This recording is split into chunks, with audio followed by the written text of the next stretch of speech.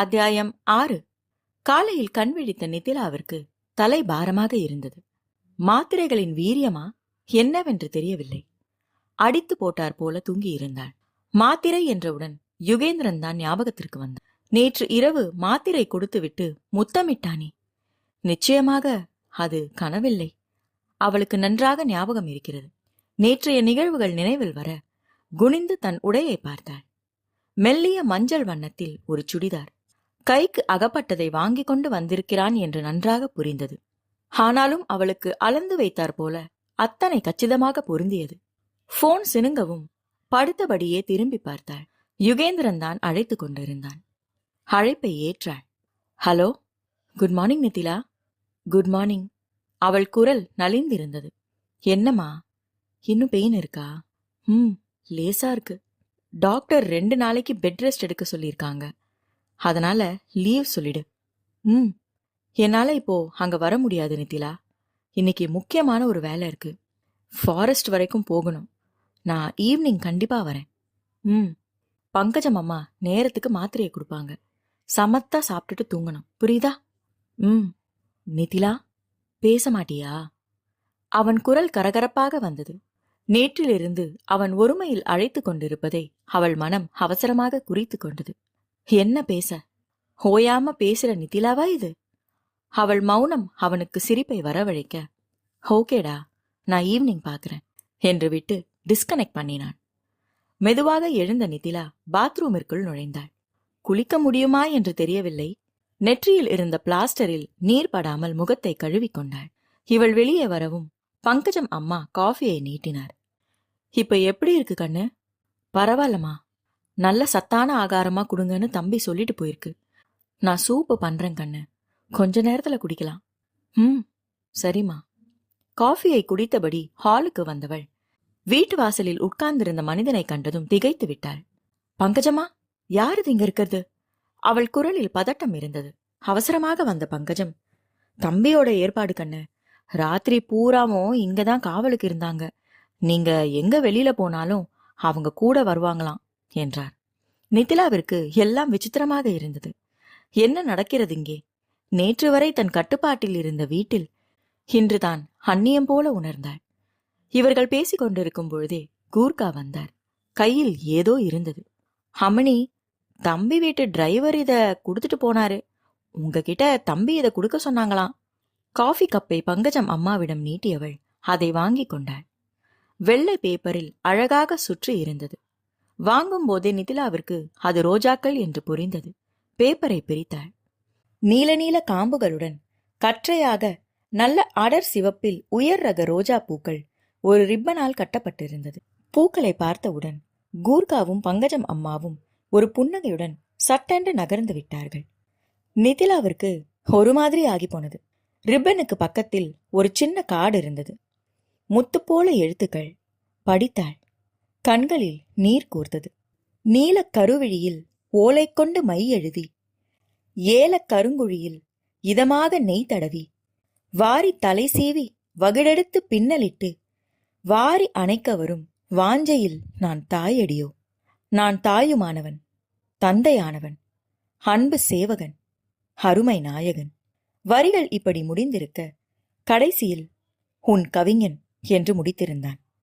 அதற்கு மேலும் அங்கு நின்றிருந்தாள். தான் உடைந்து போவோம் என்று தோன்றவும் நிதிலா சட்டென்று ரூமிற்குள் போனாள். எவ்வளவு அடக்கியும் கேவல் ஒன்று வெடித்து கொண்டு வெளியேறியது. நேரம் மாலை 5 தாண்டி இருந்தது. காலையில் புறப்பட்டு வந்த யுகேந்திரன் இன்னும் வீடு திரும்பவில்லை. வேலைகள் அவனை உள்வாங்கிக் கொண்டன. சுற்றுலா பயணிகளின் வருகை அதிகமாகி போனதால் பொள்ளாச்சியை அண்மித்திருந்த அவன் கட்டுப்பாட்டிற்குள் இருக்கும் காட்டுப்பகுதியில் ஒரு சில முன்னேற்றங்கள் செய்ய திட்டமிட்டிருந்தார்கள்.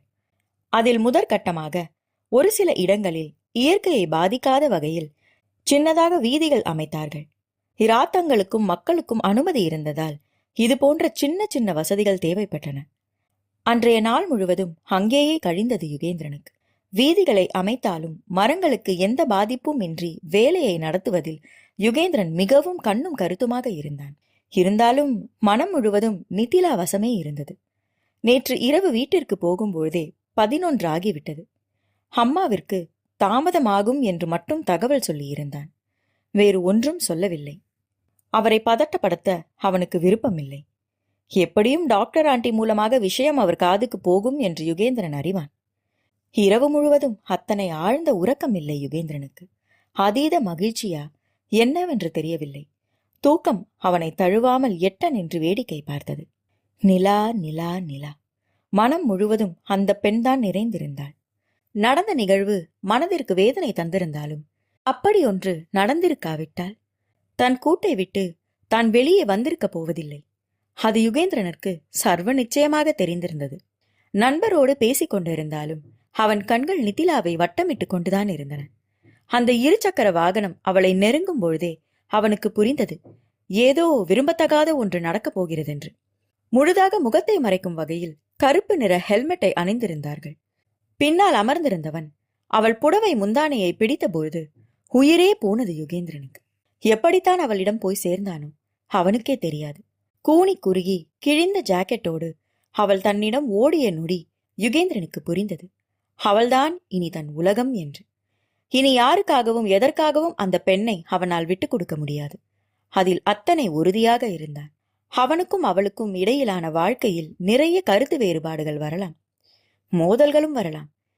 இருந்தாலும் தனக்கான துணை அவள்தான் என்று அவன் மனதிற்கு நன்றாக புரிந்தது. தனது நிதானத்திற்கும் அவளின் வேகத்திற்கும் பொருத்தமே இல்லை என்றாலும் அந்த பெண்ணின் பின்னால் மனம் போவதை அவனால் தடுக்க முடியவில்லை. அம்மா அழைத்தபடி வீட்டிற்குள் நுழைந்தான் யுகேந்திரன். வானதி கூப்பிட்ட குரலுக்கு சட்டென்று வராமல் கொஞ்சம் தாமதித்த போதே மகனுக்கு புரிந்தது, அம்மாவின் காதுக்கு விஷயம் வந்துவிட்டது என்று. குளிச்சுட்டு வரேன், காஃபி கொடுங்க, அவசரமா வெளியில போகணும் சொல்லிவிட்டு ரூமிற்குள் போனான். வானதியின் தலை மட்டும்தான் ஆடியது, எதுவும் பேசவில்லை. மனதிற்குள் சிரித்து கொண்டான் மகன். குளித்து முடித்து ரெடியாகியவன் ரூமை விட்டு வெளியே வந்தபோது காஃபியை நீட்டினார் வானதி. அம்மாவையே பார்த்தபடி காஃபியை அருந்தினான் மகன். கேட்க நினைக்கிறத தாராளமா கேட்கலாம். அவன் குரலில் சிரிப்பிருந்தது. வெளி மனுஷங்க சொல்லி தெரியும் போதே புரியலையா நமக்கு கேட்கிற தகுதி இல்லைன்னு? முகத்தை 4 முழத்திற்கு நீட்டிக்கொண்டு சொன்னார் வானதி.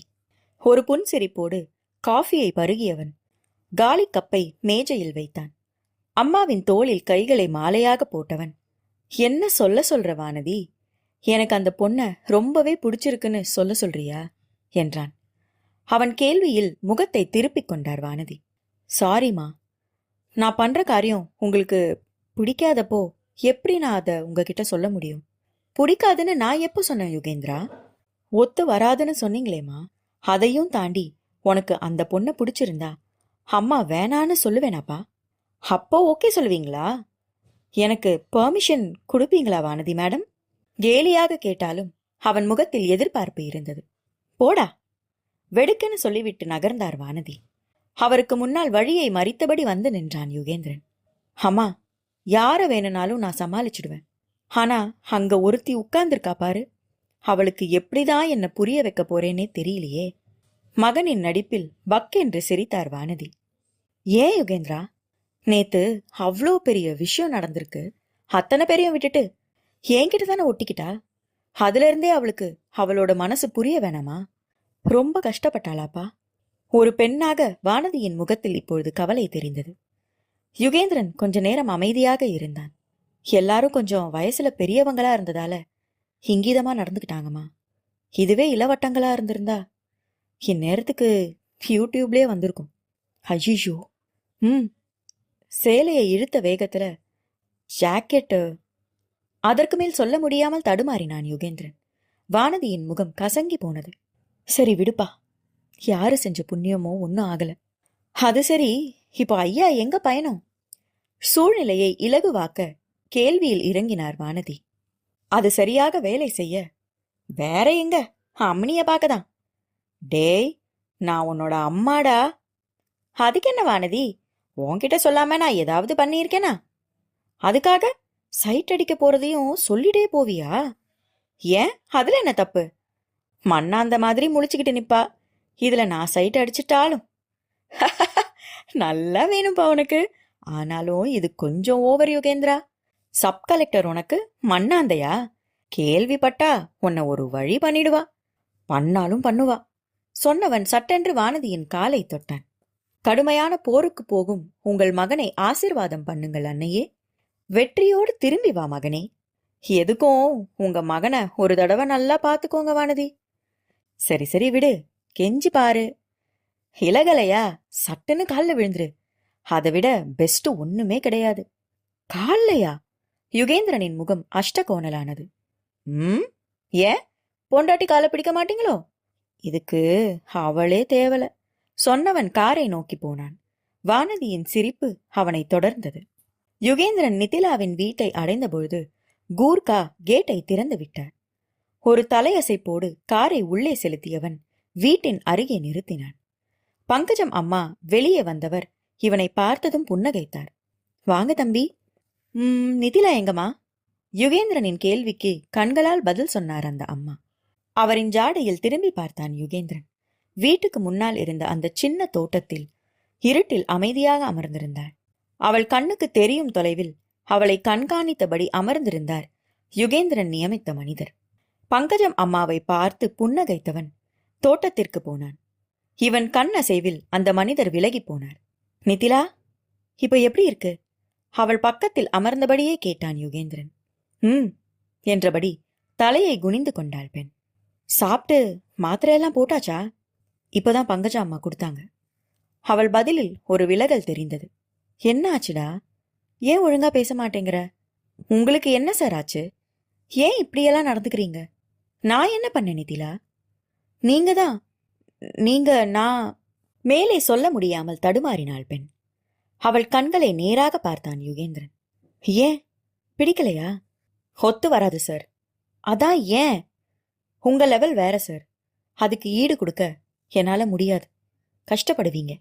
பிடிச்சிருக்கா இல்லையா? அதுக்கு மட்டும் பதில் சொல்லு. உங்களை எனக்கு நிறைய பிடிக்கும். ஆனா அது மட்டும் வாழ்க்கை இல்லை.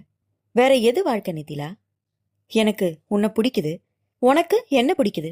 இதை விட வேற என்ன வேணும்? இது எல்லாம் தாண்டி நிறைய. நிதிலா, நீ விதண்டாவாதம் பண்ற. அவளை இடைநிறுத்தியது அவன் குரல். உங்களுக்கு என் மேல வந்திருக்கிறது காதல் இல்ல, பரிவு, அனுதாபம். இது எத்தனை நாளைக்கு நிலைக்கும்? அவள் கேள்வியில் அவன் கண்கள் லேசாக சுருங்கின. என்னோட காதல இப்போ இங்க நான் நிரூபிச்சா நீ மிரண்டிடுவ நிதிலா. வேணாம். என் அன்பை சந்தேகிக்காதே. மிரட்டலாக சொன்னவன் முயன்று தன்னை கட்டுப்படுத்திக் கொண்டான். பெஞ்சில் அவள் பக்கத்தில் உட்கார்ந்து பேசிக் கொண்டிருந்தவன் இப்பொழுது அவள் புறமாக திரும்பி உட்கார்ந்தான். ஏன் பெண்ணே, காலையில் நான் அனுப்பிய மலர்கள் என் காதலை உன்னிடம் சொல்லவில்லையா? கவிதை போல அவன் கேட்க அவள் கண்களில் நீர் கோர்த்தது. நீங்க என்ன பலவீனப்படுத்துறீங்க யுகேந்திரன். அப்பாடா, இன்னைக்குதான் அம்மினி என் பேரை சொல்லி கூப்பிட்டுருக்காங்க. பிளீஸ் கொஞ்சம் சீரியஸா பேசுங்க. என்னோட நிதிலான்னு வந்துட்டா எனக்கு இப்படிதான் பேச வரும் பெண்ணே. அவன் பேச்சில் அவள் சட்டென்று எழுந்தாள். அவள் கையை பிடித்தவன் அவளை நகர விடாமல் நிறுத்தினான். உட்கார நிதிலா. அவன் வார்த்தைகள் லேசாக சுட்டது. கண்களில் கோபம் தெரிந்தது. பெஞ்சில் அவளை இருத்தியவன் அவள் முகத்தை தன்புறமாக திருப்பினான்.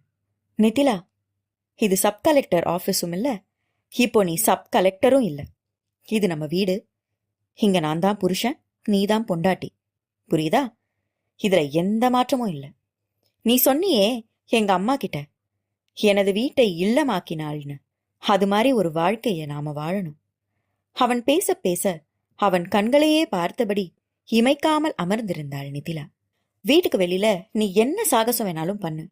உன்னோட புருஷனா உன்னோட அத்தனை செயல்களுக்கும் நான் உனக்கு துணையா பாதுகாப்பா இருப்பேன். ஆனா விலகி போக நினைக்காத. அது இனி நடக்காது. இதுக்கு உங்க வீட்டுல சம்மதிப்பாங்களா யுகேந்திரன்? யாரு சொன்னா? நான் இப்போ இங்கதான் வரேன்னு எங்க அம்மா கிட்ட சொல்லிட்டு தான் வந்திருக்கேன். உங்க பிடிவாதத்தால சம்மதிச்சிருப்பாங்க. உறவுகளோட அருமை உங்களுக்கு புரியாது யுகேந்திரன். அது இல்லாதவங்களுக்கு தான் அதோட அருமை தெரியும். அவள் கண்ணீர் குரலில் சொல்லவும் அவள் கண்களுக்குள் ஆழ்ந்து பார்த்தான் யுகேந்திரன். வாய் தானாக பாடியது. நான் தாயுமானவன், தந்தையானவன், அன்பு சேவகன், அருமை நாயகன். நிதிலா எதுவும் பேசவில்லை. நிலம் பார்த்து அமர்ந்திருந்தாள். ரொம்ப கெஞ்ச வைக்காத கண்ணம்மா. கவிஞரே, நீங்க இந்த விஷயத்துல அத்தனை உறுதியாவா இருக்கீங்க? அவள் சஞ்சலத்தோடு கேட்கவும் அவன் புன்னகைத்தான். சீக்கிரம் கல்யாணம் பண்ணணும் நிதிலா. ஏன்னா இப்பவே உனக்கு வயசு 28, கரெக்டா? சீக்கிரமா 2 குழந்தைங்க பெத்துக்கணும். இல்லனா பின்னாடி உனக்கு டெலிவரி ப்ராப்ளம் ஆயிடும். சொல்லிக்கொண்டே போனவன் சற்று நிறுத்தி அவள் முகத்தை பார்த்தான். நான் எவ்வளவு உறுதியா இருக்கேன்னு உனக்கு இப்பவாவது புரியுதா? யுகேந்திரன் கேட்கவும் அவள் முகத்தில் ஆச்சரியம்தான் தெரிந்தது. நிலா, இப்படி சிச்சுவேஷன்ல பொண்ணுங்க லேசா வெக்கப்படுவாங்கன்னு படிச்சிருக்கேன். அவன் சொல்லவும் சட்டென்று எழுந்தவள் வீட்டினுள் போனாள். முகத்தில் லேசாக நாணம் வந்தது போல தெரிந்தது யுகேந்திரனுக்கு. வலது கையால் தலையை கோதிக்கொண்டு போகும் தன் நிலாவையே பார்த்தபடி இருந்தான் யுகேந்திரன். முகத்தில் ஒரு மந்தகாச புன்னகை மலர்ந்தது. நீங்கள் கேட்டுக்கொண்டிருப்பது அழகியின் நிலவொன்று கண்டேன். நான் உங்கள் ஆர்ஜே பிரீத்தி. அத்தியாயம் 7. 2 நாட்கள் முழுதான ஓய்விற்கு பின் இன்றுதான் ஆபீஸிற்கு வந்திருந்தாள் நிதிலா. இதில் கடுப்பான விஷயம் என்னவென்றால், அவளையே தொடர்ந்த அந்த கருப்பன் தான். அவர் பெயரே கருப்பன் தானாம். விடிந்தால் வந்து விடுவார். எல்லாம் யுகேந்திரனின் ஏற்பாடு. எவ்வளவு சொல்லியும் அவன் ஒத்துக்கொள்ளவே இல்லை. பகல் முழுவதும் இவர் காவல் காப்பார். இரவு 8 மணி வாக்கில் இவர் போக இன்னொருவர் வருவார். அவரின் பெயர் கூட இவளுக்கு தெரியாது. இது போதாதென்று இரவில் வருபவர் ஒரு பெரிய நாயையும் அழைத்து வருவார். தப்பி தவறி அவர் கண்ணயர்ந்து விட்டால் கூடுதல் பாதுகாப்பு தேவையாம். நிதிலாவிற்கு தலை வேதனையாக இருந்தது. பங்கஜம் அம்மாவிற்கும் கூர்காவிற்கும் இந்த ஏற்பாடுகளை எல்லாம் பார்த்தபொழுது வாயெல்லாம் பல்லாகி போனது. கோபம் தலைக்கேற யுகேந்திரனை அழைத்து சத்தம் போட்டிருந்தாள் நிதிலா. கவிஞரே, இது என்ன கூத்து? போற இடம்லாம் நிழல் மாதிரி ஒருத்தர். எனக்கு எவ்வளோ கஷ்டமா இருக்கு தெரியுமா? நித்திமா, உன்னோட நன்மைக்கு தானடா, கொஞ்சம் பொறுத்துக்கோ. மிகவும் நிதானமாக சொன்னான் யுகேந்திரன். ஒன்னும் வேணாம், பக்கத்துல இருக்கிற ஷாப்புக்கு கூட போக முடியல. என்ன இது? நான் என்ன பண்ணட்டும்? ஊர்ல இருக்கிற வம்பையெல்லாம் நீ அள்ளி கட்டிக்கிட்டு வர. உன்னோட பாதுகாப்பு எனக்கு முக்கியம் இல்லையா? ப்ளீஸ் யுகேந்திரன், புரிஞ்சுக்கோங்க. எனக்கு புரியுது கண்ணம்மா. இருந்தாலும் நான் என்ன பண்ண முடியும் சொல்லு? உன்னை தனியா விட்டுட்டு நீ சேஃபா இருக்கியா இல்லையான்னு என்னால பதற முடியுமா? கொஞ்சம் பொறுத்து போடா. இத்தனை நாளும் இப்படிதானே இருந்தேன். அவள் குரலில் ஒரு சலிப்பு இருந்தது. இத்தனை நாளும் உன்னை எனக்கு தெரியாதே. தெரிஞ்சிருந்தா அப்பவே உன்னை அள்ளிக்கிட்டு வந்திருப்பேன். பேச்சு திசை மாறவும் பேசுவதை முடித்து கொண்டாள். அவள் சொல்லி அவன் கேட்கப் போவதில்லை. பிறகு எதற்கு வீணான விவாதம்? அதே நேரம் வானதி வீட்டிலும் ஒரு விவாதம் நடந்து கொண்டிருந்தது. யுகேந்திரன் ரெடியாகி கொண்டிருக்க வானதி அவன் முன்னால் வந்து நின்றார். முகத்தில் கொஞ்சம் கலவரம் தெரிந்தது. என்னம்மா? யுகேந்திரா, சொல்லுங்க. நைட்டு அப்பா ஃபோன் பண்ணாங்க. ஓ, என்னவா? யுகியும் அந்த சப் கலெக்டரும் ஒன்னா படிச்சவங்களான்னு கேட்டாங்க. தலைக்கு ஜெல் தடவி கொண்டிருந்த யுகேந்திரன் அம்மாவின் பேச்சில் சட்டென்று திரும்பி பார்த்தான். நீங்க என்ன சொன்னீங்க? அவங்க 2 பேரும் நல்ல ஃப்ரெண்ட்ஸ்னு. வானதிக்கு பேச்சு வரவில்லை. எதுக்குமா அப்படி சொன்னீங்க? யுகிக்கு அந்த பொண்ணை ரொம்ப பிடிச்சிருக்குன்னு சொல்ல வேண்டியது தானே? யுகேந்திரா, என்னால சட்டுன்னு அப்படி சொல்ல முடியல கண்ணு. இனி பேசும்போது அப்படிதான் சொல்லணும், புரியுதா? டேய், அப்பா உன்னோட நன்மைக்குன்னு நினைச்சுதானே பேசுறாங்க. எது நன்மை? அவங்களுக்கு பிடிச்சிருந்தா மட்டும் எதையும் யோசிக்காம வாதியார் வீட்டுல பொண்ணு எடுப்பாங்க. அதையே நாங்க பண்ணா எங்க நன்மைக்குன்னு சொல்றாங்களா? டேய், வாதியார் பொண்ணுக்கு என்னடா குறை? இல்ல இல்ல, அப்ப எதுக்கு சப் கலெக்டருக்கு குறை சொல்றீங்க? குறை சொல்லலப்பா. அம்மா, நல்லா கேட்டுக்கங்க. அனாதையா நின்னது அவ தப்பு கிடையாது. அந்த நிலைமையில கூட வளர்ந்து நிக்கிறா. யாரு தடுத்தாலும் சரி, யாரு சம்மதிச்சாலும் சரி, எனக்கு நித்திலாதான். அதுல மாற்றம் இல்ல. கோபமாக சொல்லிவிட்டு வெளியே போகும் மகனை பார்த்தபடியே இருந்தார் வானதி. அவன் பேசுவது நியாயமாக இருந்தாலும் மனதிற்குள் கவலை மண்டியது. உண்மையிலேயே நேற்று இரவு அன்பரசன் பேசும்பொழுது அதைதான் சொல்லி இருந்தார். மகனின் நடவடிக்கைகள் அவர் காதுக்கு போயிருக்கவும் நிதிலாவை பற்றி விசாரித்திருக்கிறார். பெண் அனாதை ஆசிரமத்தில் வளர்ந்தவள் என்று தெரிந்த பொழுது மனதிற்கு அந்த விஷயத்தில் விருப்பமில்லாமல் போனது. யுகிக்கு இது சரி வராது வானதி. வெறும் நட்புனா சந்தோஷம்தான். ஆனா அதையும் தாண்டி போகாம பாத்துக்க சொல்லு. இப்படித்தான் சொல்லி இருந்தார். வானதிக்கும் மண்டை வெடித்தது. அப்பாவும் பிள்ளையும் ஆளுக்கு ஒரு பக்கமாக இழுத்தால் பாவம், அவரும் தான் என்ன செய்வார்? 2 நாட்களும் பார்க்காத வேலைகள் நிதிலாவை முழுதாக விழுங்கிக் கொண்டன. மதியம் உணவு இடைவேளையின் போதே கொஞ்சம் ஓய்வு கிடைத்தது. நம்பரை தேடி கண்டுபிடித்து அவசரமாக எண்களை அழுத்தினாள். அடுத்த பக்கம் ரிங் போவது கேட்டது. ஹலோ, இது வானதி. ஆண்டி, நான் நிதிலா பேசுறேன். அடட, நிதிலா, நல்லா இருக்கியாமா? வானதியின் குரல் உற்சாகமாக தான் இருந்தது. ஆண்டி, நான் உங்க கூட கொஞ்சம் பேசணும். வார்த்தையை வளர்க்காமல் நேரடியாக விஷயத்திற்கு வந்தாள் பெண். வீட்டுக்கு வாமா. இல்ல ஆண்டி, அது சரி வராது. வெளியில எங்கேயாவது மீட் பண்ணலாம். ஓ, அப்படின்னா தாத்தா வீடு தெரியுமா? இல்லையே ஆண்டி. ஒரு ப்ராப்ளமும் இல்லை. டிரைவர் அனுப்பி வைக்கிறேன், நீ வந்து சேருமா. சரி ஆண்டி. சாப்பிட்டியா நிதிலா? இல்ல ஆண்டி, இனிமேதான். ஓகேம்மா, சாப்பிடு. ஈவினிங் பார்க்கலாம். சொல்லிவிட்டு போனை வைத்தார் வானதி. நிதிலா சிந்தனையோடு மீதி வேலைகளை செய்து முடித்தாள். சரியாக 6 மணி அளவில் சத்தியமூர்த்தியின் வீட்டில் இருந்தாள் நிதிலா. அதற்கு முன்பாகவே வானதி அங்கு வந்திருந்தார். கொஞ்ச நேரம் இவர்களோடு பேசிக் கொண்டிருந்த சத்தியமூர்த்தி ஏதோ வேலையாக வெளியே போய்விட்டார். அந்த தனிமை பெண்கள் இருவருக்குமே வசதியாக இருந்தது. சொல்லு நிதிலா. ஆண்டி, நான் சொல்ல போற விஷயத்த நீங்க சரியா புரிஞ்சுக்கணும். என்ன தப்பா எடுத்துக்க கூடாது. அவள் தயக்கத்தை பார்த்து புன்னகைத்தார் வானதி. சொல்லுமா, என்ன சொல்றான் என் புள்ள? ஆண்டி, அது நட்பையும் தாண்டி போலாங்கிறாரு. அவள் மேலும் கீழுமாக தலையாட்டினாள். சரின்னு சொல்ல வேண்டியது தானே? ஆழம் பார்த்தார் வானதி. அது சுயநலம் ஆண்டி. ஏமா அப்படி சொல்ற?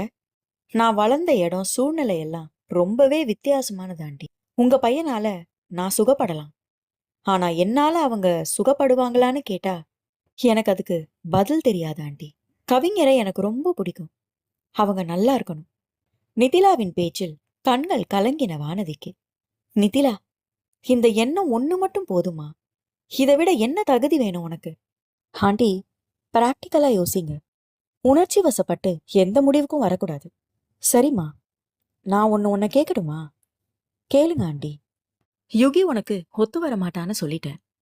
நான் அப்படி சொல்லலையா ஆண்டி? சரி, யுகிக்கு நீ ஒத்து வர மாட்ட. இப்ப சரியா? அப்ப நீ எப்போ கல்யாணம் பண்ணிக்க போற? கண்கள் சுருங்க கேட்டார் வானதி. இப்ப அதெல்லாம் ரொம்ப முக்கியமா ஆண்டி? பார்க்கலாம். பிடி கொடுக்காமல் பதில் சொன்னாள் இளையவள். இவர்கள் பேசிக் கொண்டிருக்க அந்த பிளாக் ஆடி வீட்டின் முன்னால் சர் என்று வந்து நின்றது. அவசரமாக இறங்கிய யுகேந்திரன் உள்ளே வந்தான். பெண்கள் இருவரும் திடுக்கிட்டு போனார்கள். அவனை இங்கே இருவருமே எதிர்பார்க்கவில்லை. நீ இங்க என்ன பண்ற? நிதிலாவை பார்த்து காட்டமாக கேட்டான். யுகேந்திரா, என்னடா பேச்சு இது? வீட்டுக்கு வந்தவங்க கிட்ட இப்படியா பேசுவ? வானதியின் கோவத்தை அவன் சட்டை செய்யவில்லை. எதுல வந்த? அவன் கேள்வி மீண்டும் நிதிலாவை நோக்கி வந்தது. ஆண்டி கார் அனுப்பியிருக்காங்க. கருப்பன் எங்க? அவரும் கூட தான் வந்தாரு. ஏன்? வரும்போது அம்மனி ஒரு வார்த்தை என்கிட்ட சொல்ல மாட்டீங்களோ? அவன் கேள்வியில் அப்பட்டமாக கோபம் தெரிந்தது. சந்திப்பதே உன்னை பற்றி பேசத்தான். இதில் உன்னை வைத்துக் கொண்டு பேசுவதா? நிதிலாவின் மனது ஊமையாக அழ சட்டென்று எழுந்து கொண்டாள். ஆண்டி, நான் கிளம்புறேன். அங்க போய் என்னமா பண்ண போற? இன்னும் கொஞ்ச நேரம் இருந்துட்டு போலாமே கண்ணு. இல்ல ஆண்டி, கொஞ்சம் வேலை இருக்கு. 2 நாள் ஆபீஸ்க்கு போகல இல்லையா, அதை முடிக்கணும். வாய்க்கு வந்ததை சொன்னாள். அப்ப சரிமா. வானதியும் எழுந்து கொள்ள வாசலை நோக்கி போனாள். நிதிலா வருவதை பார்த்து டிரைவர் முருகன் காரை எடுக்க ஓடி வந்தார். யுகேந்திரன் பார்த்த ஒரு பார்வை அவரை ஓரங்கட்ட செய்தது. கருப்பனிடம் ஏதோ பேசியவன் பிளாக் ஆடியை ஸ்டார்ட் பண்ணினான். நிதிலாவிற்கு சங்கடமாக இருந்தது. வானதிக்கு முன்னால் காரில் ஏற தயங்கியபடி அவள் நிற்க பலமாக ஹார்னை ஒரு தரம் அடித்தான். திடுக்கிட்ட நிதிலா வானதியை திரும்பி பார்க்க ஏறு என்பது போல சைகை காட்டினார். சட்டென்று ஏறி உட்கார்ந்தாள். ஏன், மேலிடத்துல அனுமதி கொடுத்தாதான் எங்க கூட வருவீங்களோ? நிதிலா தலைகுனிந்து கொண்டாள். நன்றாக இருட்டி இருந்தது. காட்டு மரங்கள் மேலும் அந்த இடத்திற்கு இருள் சேர்க்க பயணம் அத்தனை இதமாக இருந்தது. சிடி பிளேயரை ஹார்ன் பண்ணினான் யுகேந்திரன். கன்னத்தில் முத்தத்தின் ஈரம் அது காயவில்லையே. பாடும் நிலா உருகி கரைந்து கொண்டிருந்தார். நிதிலா நன்றாக சாய்ந்து அமர்ந்தாள். கன்னத்தை வருடிய சுகமான குளிர்ந்த தென்றல் நாசியை நிரப்பியது. ஆழ்ந்து மூச்செடுத்துக் கொண்டாள். அந்த கணம் அத்தனை இன்பமாக இருந்தது. பக்கத்தில் அமர்ந்திருந்தவனின் அருகாமை அவளை இன்பத்தின் எல்லைக்கு கூட்டிச் சென்றது. கார் சட்டென்று நிற்கவும் திடுக்கிட்டு திரும்பி பார்த்தாள் பெண். கைகள் இரண்டையும் தலைக்கு அணையாக கொடுத்து சீட்டில் சாய்ந்து உட்கார்ந்திருந்தான் யுகேந்திரன். என்னாச்சு கவிஞரே? அதான் அம்மினி ரொம்பவே ரசிக்கிறீங்களே, கொஞ்சம் நிதானமா போலாம். அவள் முகம் பார்த்து மனம் படித்தான். குரலில் இப்போது சிரிப்பு இருந்தது. ஒரு வாக் போலாமா கவிஞரே? ஆவலாக கேட்டாள். இல்ல, அது சேஃப் கிடையாது. இன்னொரு நாள் பகல்ல போலாம். இந்த இருட்டுல யாருமே இல்லாத அமைதியில நடந்தாதான் சுகமா இருக்கும். அவள் ரசித்து சொல்லவும் திரும்பி பார்த்து முறைத்தான் யுகேந்திரன். ஓகே ஓகே, பகல்லே போலாம். அவசரமாக சொல்லிவிட்டு முகத்தை அந்த புறமாக திருப்பிக் கொண்டாள். எப்பா, என்னமா கோவம் வருது? வானதி ஆண்டி எப்படிதான் சமாளிக்கிறாங்களோ? மனதிற்குள் ஆச்சரியப்பட்டவளுக்கு அப்போதுதான் அந்த வார இறுதியில் நடைபெற இருக்கும் கல்லூரி விழா ஞாபகத்திற்கு வந்தது. கவிஞரே, நானே உங்ககிட்ட ஒரு விஷயம் கேட்கணும்னு நினைச்சேன். என்னது? சாய்ந்து இருந்தபடியே கேட்டான் யுகேந்திரன். பொள்ளாச்சியின் ஒரு பிரபலமான கல்லூரியின் பெயரை சொன்னவள், இந்த ஞாயிற்றுக்கிழமை அந்த கல்லூரியில ஒரு விழா நடக்குது, அதுக்கு என்ன சீஃப் கெஸ்டா கூப்பிட்டுருக்காங்க என்றாள். வெரி குட், கார் அனுப்புறேன், பத்திரமா போயிட்டு வரணும், புரியுதா? ஏன், எங்களையெல்லாம் கூட கூட்டிகிட்டு போக மாட்டீங்களா? கவிஞரே, அது லேடிஸ் காலேஜ், அதுக்கு தான் கூட வர்றதே. கண்ணுக்கு குளிர்ச்சியா இருக்கும்ல. அவன் பேச்சில் விழிகள் தெறிக்க திரும்பி பார்த்தாள் நித்திலா. கவிஞரே, உங்க மேல நான் எவ்வளோ மரியாதை வச்சிருக்கேன், நீங்க இப்படி பேசலாமா என்றாள் குறையாக. தப்பு அங்கதான் இருக்கு. யாருக்கு வேணும் உங்க மரியாதை? ஏதோ வானத்துல இருந்து குதிச்சவன் மாதிரி என்ன பாக்குறீங்களே. சாதாரண மனுஷன் அம்மணி. காதல், பாசம், அன்பு, இது எல்லாமே இயற்கையா வர சாதாரண மனுஷன். சற்று அழுத்தமாக சொன்னவன், இதெல்லாம் எங்க உனக்கு புரிய போகுது என்றான் முணுமுணுப்பாக. ஆமா, எங்களுக்கு புரியாதுதான். ஐயாவுக்கு வாலிபம் திரும்புதுன்னு நினப்பு. அறக்கிழவன் இவருக்கு காலேஜ் கேக்குது. அவனைப் போலவே அவளும் வாய்க்குள் முணுமுணுத்தாள். ஏய், என்ன சொன்ன? அறக்கிழவனா? யாரடி கிழவன்? சரின்னு ஒரு வார்த்தை சொல்லு, அதுக்கப்புறம் உனக்கு நான் காட்டுறேன் நான் கிழவனா வாலிபனான்னு. அவன் சவால் விடவும் வெளிப்படையாக முகத்தை திருப்பிக் கொண்டாள். புன்னகை ஒன்று முகத்தில் பூத்திருந்தது. அது சரி, என்னமோ சொல்ல வந்தியே, அத சொல்ல அம்மணி. அட ஆமா, அத மறந்து போயிட்டேன் பாத்தீங்களா. ஃபங்க்ஷன்ல ஸ்பீச் பண்ணணுமே, என்ன பேசுறது? முகத்தில் ஒரு சலிப்பு இருக்க சினுங்கலாக வந்தது அவள் குரல். அவளின் சேட்டையை ரசித்து பார்த்திருந்தான் யுகேந்திரன். எனக்கு உங்கள மாதிரியெல்லாம் பேச வராது கவிஞரே. பிரஸ்ஸுக்கு ரிப்போர்ட் சப்மிட் பண்றதுதான் நமக்கு சுலபமா வரும். உதட்டை சுழித்தபடி அவள் பேசிக் கொண்டிருக்க அந்த முகத்தையே மொய்த்திருந்தது யுகேந்திரனின் பார்வை. தன் பிரச்சனையில் உழன்று கொண்டிருந்த பெண் அதை உணரவில்லை. என்ன டாபிக்ல பேசலாம் கவிஞரே? அவள் குரலில் கலைந்தவன் சற்று நேரம் சிந்தித்தான். நிதிலா, காலேஜ் பசங்கங்கிறதுனால மோஸ்ட்லி எல்லாருக்கும் ஓட்டு போடுற உரிமை இருக்கும். இளைஞர்கள் மத்தியில இன்னைக்கு அத பத்தின விழிப்புணர்வு ரொம்பவே குறைஞ்சுக்கிட்டு வருது. அத பத்தி பேசு. சரியா வருமா? ஏன் இந்த கேள்வி? நல்லதை யார் வேணாலும் சொல்லாமே. அப்படியா சொல்றீங்க? நீங்க சொன்னா சரியாதான் இருக்கும் கவிஞரே. இப்படி எல்லாத்தையும் ஏத்துக்கிட்டா ரொம்ப நல்லா இருக்கும். சரி, அதை விடு. பாயிண்ட் என்னன்னா, இன்னைக்கு ஓட்டு உரிமை இருக்கிற எல்லா யங்ஸ்டர்ஸும் ஓட்டு போடுறதில்ல. அது பெரிய தப்பு. ஆமா, கேட்டா இங்க அரசியல் பண்ற யாரையும் எங்களுக்கு பிடிக்கலன்னு சொல்றாங்க. அதான் தப்பு. பிடிக்கலன்னு இவங்க ஓட்ட போடாம விடுறாங்க. ஆனா யாரோ ஒருத்தன் அந்த ஓட்ட போடதான் போறான். அப்படி தப்பான வழியில நம்ம உரிமை போறதுக்கு எதுக்கு நாம அனுமதிக்கணும்? அப்ப என்ன பண்றது? உங்க ஓட்ட நீங்களே செல்லாத ஓட்டாக்கிடுங்க. தப்பான கைக்கு போறதை விட இது பெட்டர் இல்லையா? சூப்பர் கவிஞரே. அடுத்த பாயிண்ட் பெண்கள் தான். பசங்க யார் பேச்சையும் கேட்கறதில்ல. ஆனா பெண் பிள்ளைங்க அப்பா சொல்லிட்டாரு, அண்ணா சொல்லிட்டான், மாமா சொல்லிட்டாருன்னு அடுத்தவங்க சொல்றத கேட்டுக்கிட்டு ஓட்டு போடுறாங்க. அது தப்பு. சுயமா அவங்களால சிந்திக்க முடியணும்னு தானே அரசாங்கமே ஓட்டு உரிமை வழங்குது. அப்புறம் எதுக்கு சொல் புத்தி? அதை நிறுத்தணும். அவன் சொல்ல சொல்ல ஒரு வாக்கின் சாதக பாதகங்களை டைரியில் சட்டென்று குறித்து கொண்டாள். அவளுக்கு தோன்றிய ஓரிரண்டு பாயிண்ட்டுகளையும் அவளும் சொல்ல சற்று நேரம் விவாதம் நடந்தது. இன்னொரு விஷயம் பணம் வாங்குறது. இல்ல சார், அந்த விஷயத்துல பெண் பிள்ளைங்களை குறை சொல்ல முடியாது. இரு, நான் இன்னும் முடிக்கல. கொடுக்கறவன தடுக்க முடியாது. அதனால கொடுத்தா வாங்கு, எதுக்கு விடணும்? ஆனா அவன் கொடுத்ததை வாங்கிட்டோமேனு ஓட்டு போடாத. உனக்கு யாருக்கு போடணும்னு இஷ்டமோ அவங்களுக்கு போடு. கவிஞரே, அது நம்பிக்கை துரோகம். அடி போடி, ஓட்டு கேட்டு வர்றவன அதுக்கு பின்னாடி அடுத்த எலெக்ஷன்ல தான் பாக்குறோம். இதுல இவன் நியாயம் பேசுறா. அது வாஸ்தவம்தான். அப்புறம் இன்னொரு விஷயம் என்னன்னா, ஓட்டு போடும்போது தங்களோட தலைவனை சரியா ஆராய்ந்து பார்த்து தெரிவு செய்ய மாட்றாங்க. அதுக்கப்புறமா தலைவன் அதை பண்ணல இதை பண்ணலன்னு புலம்புறாங்க. நீங்க சரியான ஆளை தெரிவு பண்ணி இருந்தா இந்த பிரச்சனை இல்ல. கண்டிப்பா. அதுலயும் முக்கியமா கிராமத்து பெண்கள். புருஷன் யார கை காட்டினாலும் ஓட்டு போடுறது. ஓட்டு போடும்போது புருஷன் என்ன கூடவா இருக்கான்? வீட்டுல தலையாட்டிட்டு அவங்க இஷ்டத்துக்கு போட வேண்டியது தானே. அவள் சொல்லி முடிக்க அவளை மேலும் கீழுமாக பார்த்தவன் ஒரு தினுசாக தலையாட்டினான். வாய்ப்பொத்தி சிரித்தாள் நித்திலா. பயங்கரமான ஆளுதான். அது சரி, இன்னைக்கு அம்மா கிட்ட என்ன பேசின? சட்டென்று டாபிக்கை மாற்றினான் யுகேந்திரன். நித்திலா திணறி போனாள். அதுவும் வீட்டுக்கு வராம தாத்தா வீட்டுல மீட்டிங். அப்போ என்ன தவிர்க்கணும்னு பிளான் பண்ணி யோசிச்சிருக்கீங்க. அது அப்படி இல்ல. வேற எப்படி? சரி, நீயே அதை சொல்ல. அப்போ அப்படி என்ன பேச்சு? அது அது வந்து உங்க மகன் அறக்கிழவன், அவர் எனக்கு சரியா வரமாட்டாருன்னு சொன்னியா? ஐயோ, நான் அப்படி சொல்லல. வேற என்ன சொன்ன? உங்க பையனுக்கு நான் பொருத்தம் இல்லைன்னு சொன்னேன். அவள் குரல் உள்ளே போயிருந்தது. அப்படின்னு நான் சொன்னேனா உன்கிட்ட? சொல்லாட்டி எனக்கு புரியாதாகும். நீ என்ன சொல்ல வர நித்திலா? உன் மேல பரிதாபப்பட்டு நான் உன்னை லவ் பண்றேனா? இருக்கலாம். ஓங்கி ஒன்னு விட்டேன்னா தெரியும். என்ன நினைச்சுக்கிட்டு இருக்க நீ? சரி, நான் தான் அனுதாபத்துல லவ் பண்றேன். நீ எப்படி? உனக்கு என் மேல லவ் இல்லையா? அந்த கேள்வியில் நிதிலாவின் விழிகள் அலைப்புற்றது. மனம் லேசாக நெகிழத் தொடங்கவும் தலையை வெளிப்புறமாக திருப்பிக் கொண்டவள் தன்னை நிதானப்படுத்தினாள். அவளையே பார்த்திருந்த யுகேந்திரனின் முகம் மென்மையானது. அவள் வலது கையை தனது கைகளுக்குள் எடுத்துக்கொண்டவன், நிலா, எதுக்கு இப்படி போராடுற? அனுதாபப்பட்டெல்லாம் காதல் வராது கண்ணம்மா என்றான். அந்த குரலில் அத்தனை காதல் இருந்தது.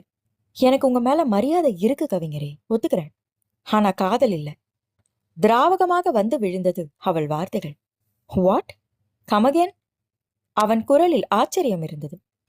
உங்க மேல எனக்கு லவ் இல்லைன்னு சொல்றேன் கவிஞரே. கையை அவனிடமிருந்து விடுவித்துக் கொண்டவள் உறுதியாக சொன்னாள். அதை என் கண்ணை பார்த்து சொல்லு பெண்ணே. அவன் குரலில் ரௌத்திரம் இருந்தது. இருந்தாலும் நித்திலா அச்சப்படவில்லை. திரும்பி அவன் கண்களை நேராக பார்த்தவள், உங்க மேல லவ் இல்லைன்னு சொல்றேன் என்றாள் நிதானமாக. அவள் சொல்லி முடிக்கவும் அவனுக்கு எங்கிருந்துதான் அத்தனை கோபம் வந்ததோ. அவள் கூந்தலை கொத்தாக பிடித்திழுத்து அந்த செவ்விதழ்களில் அழுந்த முத்தமிட்டான். சில நொடி பொழுதுகளை தனதாக்கியவன் அதே வேகத்தோடு அவளை தன்னிடமிருந்து பிரித்தான்.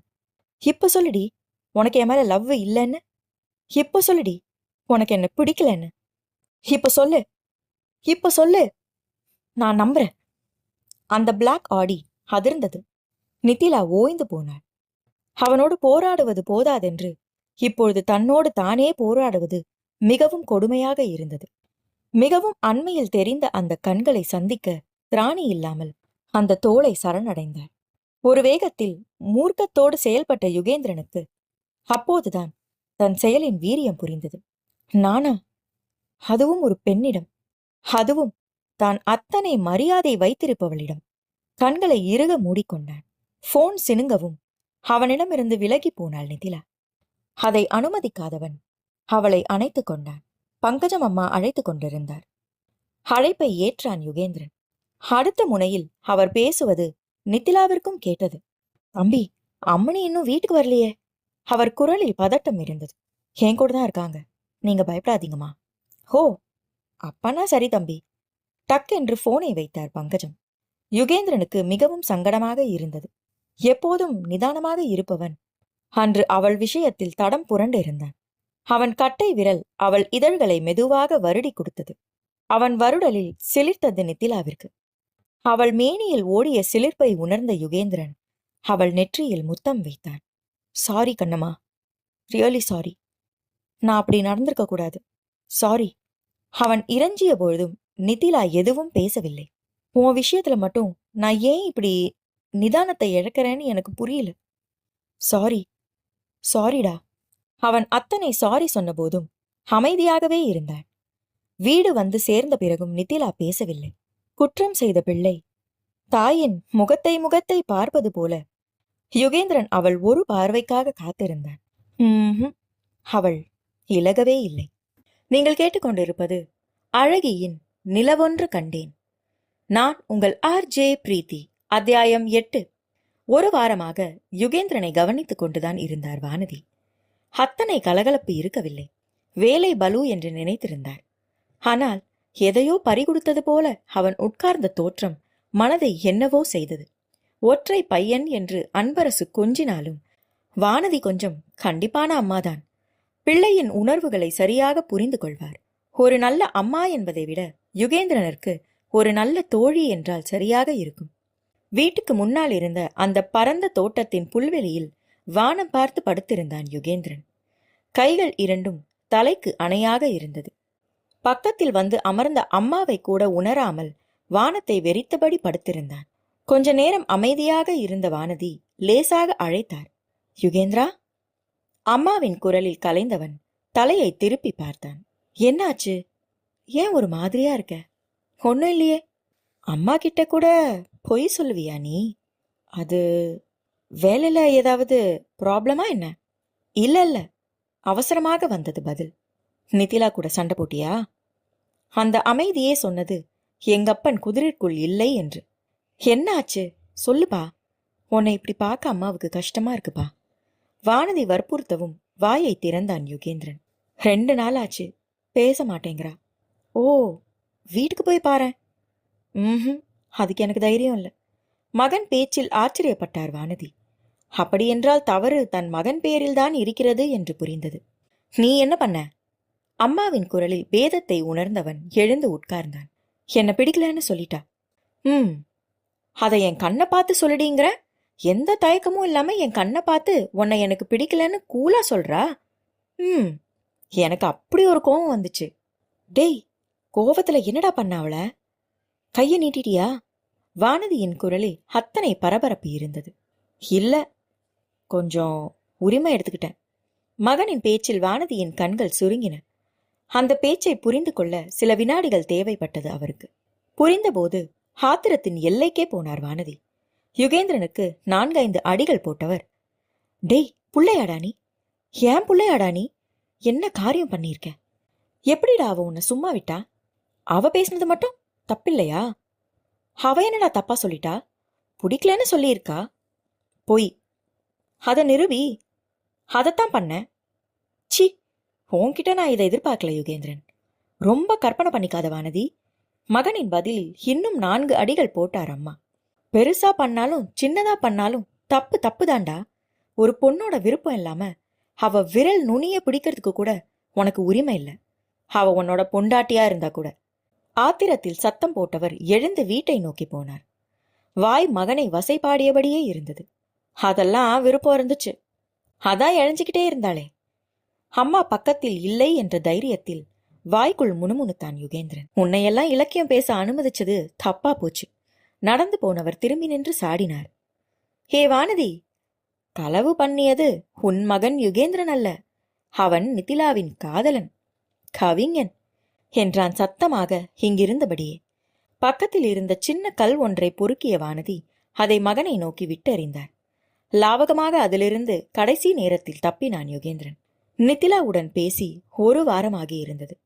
போன் கால் எதையும் ஆன்சர் பண்ணவில்லை. நேரில் போகும் தைரியம் இவனுக்கும் இருக்கவில்லை. எந்த முகத்தை வைத்துக்கொண்டு போவது? கடந்த ஞாயிற்றுக்கிழமை அவள் சொன்ன கல்லூரி ஃபங்க்ஷன் இருந்தது.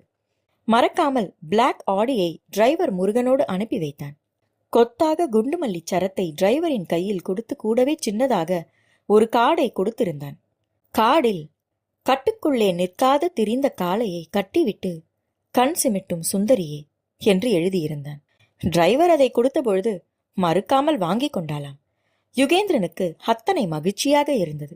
அண்ணா, சப் கலெக்டர் ஃபங்க்ஷனுக்கு போகும்போது பூ வச்சிருந்தாங்களா? தயக்கத்தோடே கேட்டான். முருகனுக்கு வாய்க்கொள்ளா சிரிப்பு. தம்பி, அம்மணி தலை நிறைய பூவாதான் இருந்துச்சு சொல்லிய போது அவர் குரலில் அத்தனை குறும்பு. யுகேந்திரனின் முகம் லேசாக சிவந்து போனது. இப்போது நினைத்த போது யுகேந்திரனுக்கு சிரிப்பு வந்தது. மீண்டும் வானம் பார்த்து படுத்து கொண்டான். ராட்சசி, மனசு நிறைய ஆசையை வச்சுக்கிட்டு என்ன இம்சிக்கிறா. என் மேல பிரியமே இல்லைன்னா எதுக்கு நான் கொடுத்த பூவை வச்சுக்கிட்டாலாம்? நாடகக்காரி. எத்தனை நாளைக்கு அவளால நடிக்க முடியும்னு நானும் பார்க்கறேன். என்னை விட்டுட அவளால முடியுமா? தப்புதான், நான் பண்ணது தப்புதான், இல்லைன்னு சொல்லவே இல்லையே. அதுக்கு எத்தனை முறை தான் மன்னிப்பு கேட்கறது? என்னை மன்னிக்க மாட்டாளாமா அந்த அக்கிரமக்காரி? இப்படி இன்னொரு பெண்ணிடம் என்னால் நடக்க முடியுமா? இல்லை, அவள்தான் இது போல ஒரு தடவை இன்னொருவர் செய்ய அனுமதிப்பாளா? தான் வாழ்க்கையில் செய்த அந்த இனிமையான தவறை ஒரு முறை அசை போட்டு பார்த்தான் யுகேந்திரன். அவளால் மட்டுமே கொடுக்க முடிந்த அந்த சுகத்தை மனம் இன்னொரு முறை அவளிடம் யாசித்தது. போனை எடுத்தவன் வேண்டுமென்றே அவளிடம் வம்பு வளர்த்தான். எப்போதோ படித்த ஞாபகம் வர வாட்ஸ்அப்பில் 4-5 வரிகளை டைப் பண்ணி அவளுக்கு அனுப்பி வைத்தான். அன்று ஏன் பெண்ணை கண்களை மூடிக்கொண்டாய்? நடந்த தவறுக்கு சாட்சிகள் வேண்டாம் என்றா? ஆஹா, அப்படியென்றால் என்னிரு கண்களை என்ன செய்ய போகிறாய்? இதை படித்ததும் அவள் முகம் கோவத்தில் சிவந்து போகும் என்று யுகேந்திரனுக்கு நன்றாக தெரியும். ஆனால் அதை படித்துவிட்டு நிதிலா வாய்ப்பொத்தி அழுதது யுகேந்திரனுக்கு தெரியாது. மேலும் ஒரு வாரம் கடந்திருந்தது. டிரைவரோடு வானதி சப் கலெக்டரின் வீட்டை நோக்கி போய்க் கொண்டிருந்தார். காரை கண்டதும் கூர்கா எந்த கேள்வியும் கேட்காமல் கேட்டை திறந்து விட்டார்.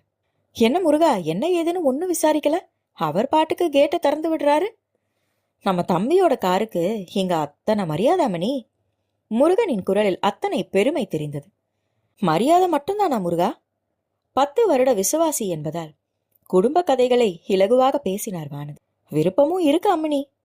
அப்படியா? ஆமாங்கிறேன். அன்னைக்கு காலேஜ் ஃபங்க்ஷனுக்கு தம்பி கார் அனுப்புனார்ல, ஏறி உக்காந்ததுல இருந்து இந்த காரை தடவி கொடுத்தபடியே இருந்தாங்க. நானும் கவனிச்சுக்கிட்டே தான் இருந்தேன். மனசு நிறைய ஆசை இருக்கு. நீங்க பெரிய இடங்கிறதுனால சின்னமணி தயங்குறாங்க. வானதியிடமிருந்து ஒரு பெருமூச்சு கிளம்பியது. இந்த 2 வாரங்களுக்குள் யுகேந்திரன் பொலிவிழந்து போயிருந்தான். மகனின் கோலம் காண பொறுக்காமல் தான் கிளம்பி வந்திருந்தார். அவர் வந்தது மகனுக்கு தெரியாது.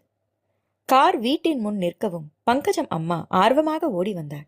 வானதியை கண்டவுடன் அவர் முகம் மாறிப்போனது. யார் என்பது போல பார்த்தார்.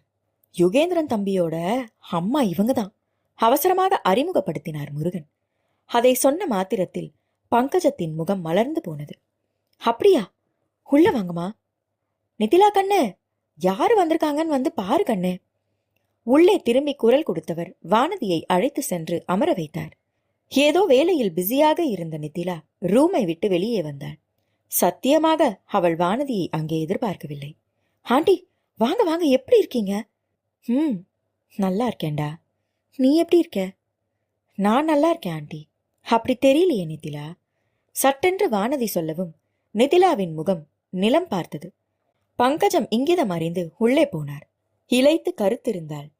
கண்களை சுற்றி கருவளையம் இருந்தது. கூந்தலை ஏனோ தானோவென்று அள்ளி முடிந்திருந்தாள். என்ன ஆச்சு நிதிலா? எதுக்கு என் மகனை அவாய்ட் பண்ற? அந்த குற்றச்சாட்டில் நிதிலா அண்ணார்ந்து பார்த்தாள். ஆண்டி, புரிஞ்சுதான் பேசுறீங்களா? என்ன புரியல எனக்கு. ஆண்டி, உங்க பையன்.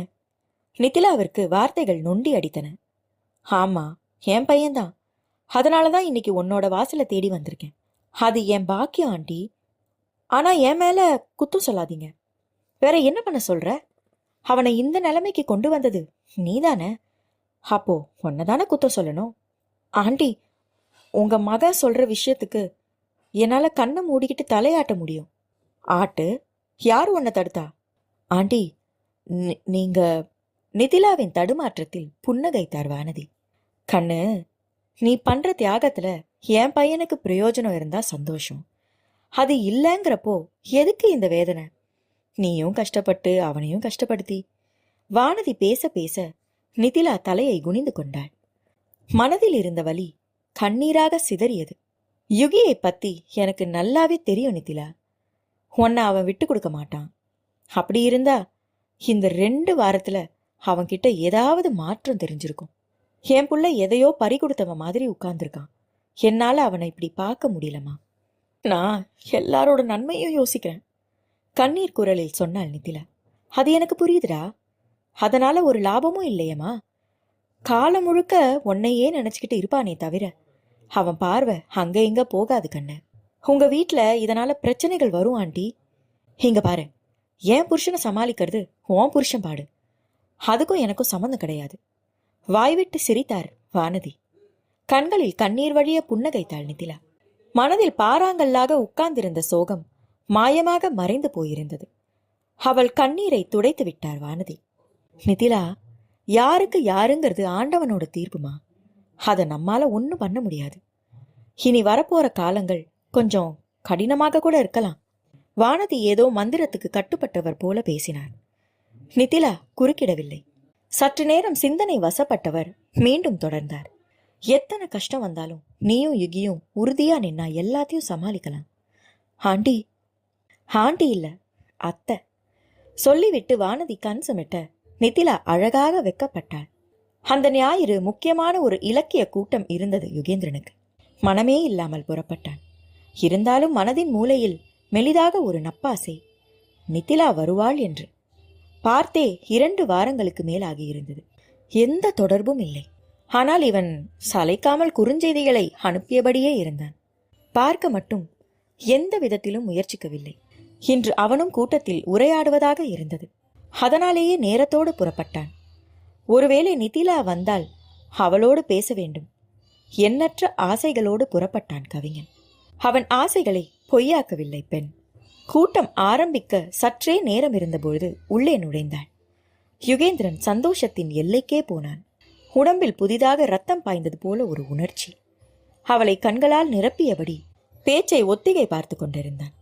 உள்ளே வந்து அமர்ந்தவள் கண்களால் துளாவுவது இங்கிருந்தே யுகேந்திரனுக்கு புரிந்தது.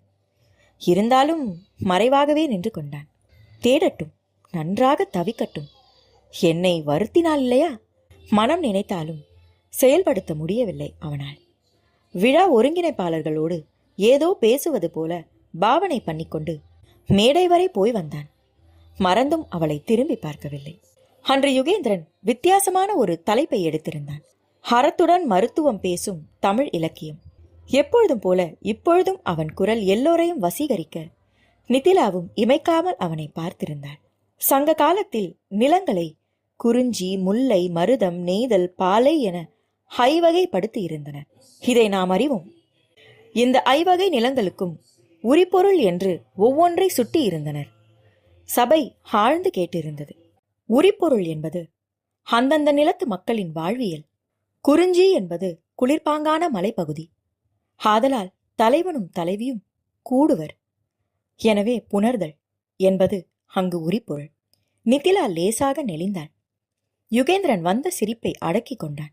இவளுக்காக இலக்கியத்தை மாற்ற முடியுமா என்ன? முல்லையில் கூடி கழித்த அவர்கள் திருமணம் புரிந்து நிலையாக குடிபுகுந்து இல்லறம் நடத்துவார் என்பதால் அதன் உரிபொருள் இருத்தல். அதேபோல மருதத்தின் உரிபொருள் ஊடல். இதுவே மிகவும் விசேஷமாக இலக்கியங்களில் பேசப்பட்டுள்ளது. இலக்கியத்தில் ஊடலுக்கா பஞ்சம்? முன்வரிசையில் இருந்த பழுத்த பழம் ஒன்று கேட்கவும் தலையசைத்து ஆமோதித்தான் யுகேந்திரன். அடுத்து நெய்தல். உரிபொருள் இரங்கல். இங்கு பிழைப்பிற்காக மீன் பிடிக்கவோ முத்து எடுக்கவோ கடலில் சென்ற தலைவனுக்காக கவலைப்பட்டிருப்பாள் தலைவி. பாலை நிலம், வறண்ட பூமி. அங்கு பிழைக்க வழியின்றி பொருள் ஈட்டுவதற்காக தலைவியை விட்டு தலைவன் பிரிந்து செல்வான். அதனால் அங்கு பிரிதல் உரிபொருள். ஆஹா!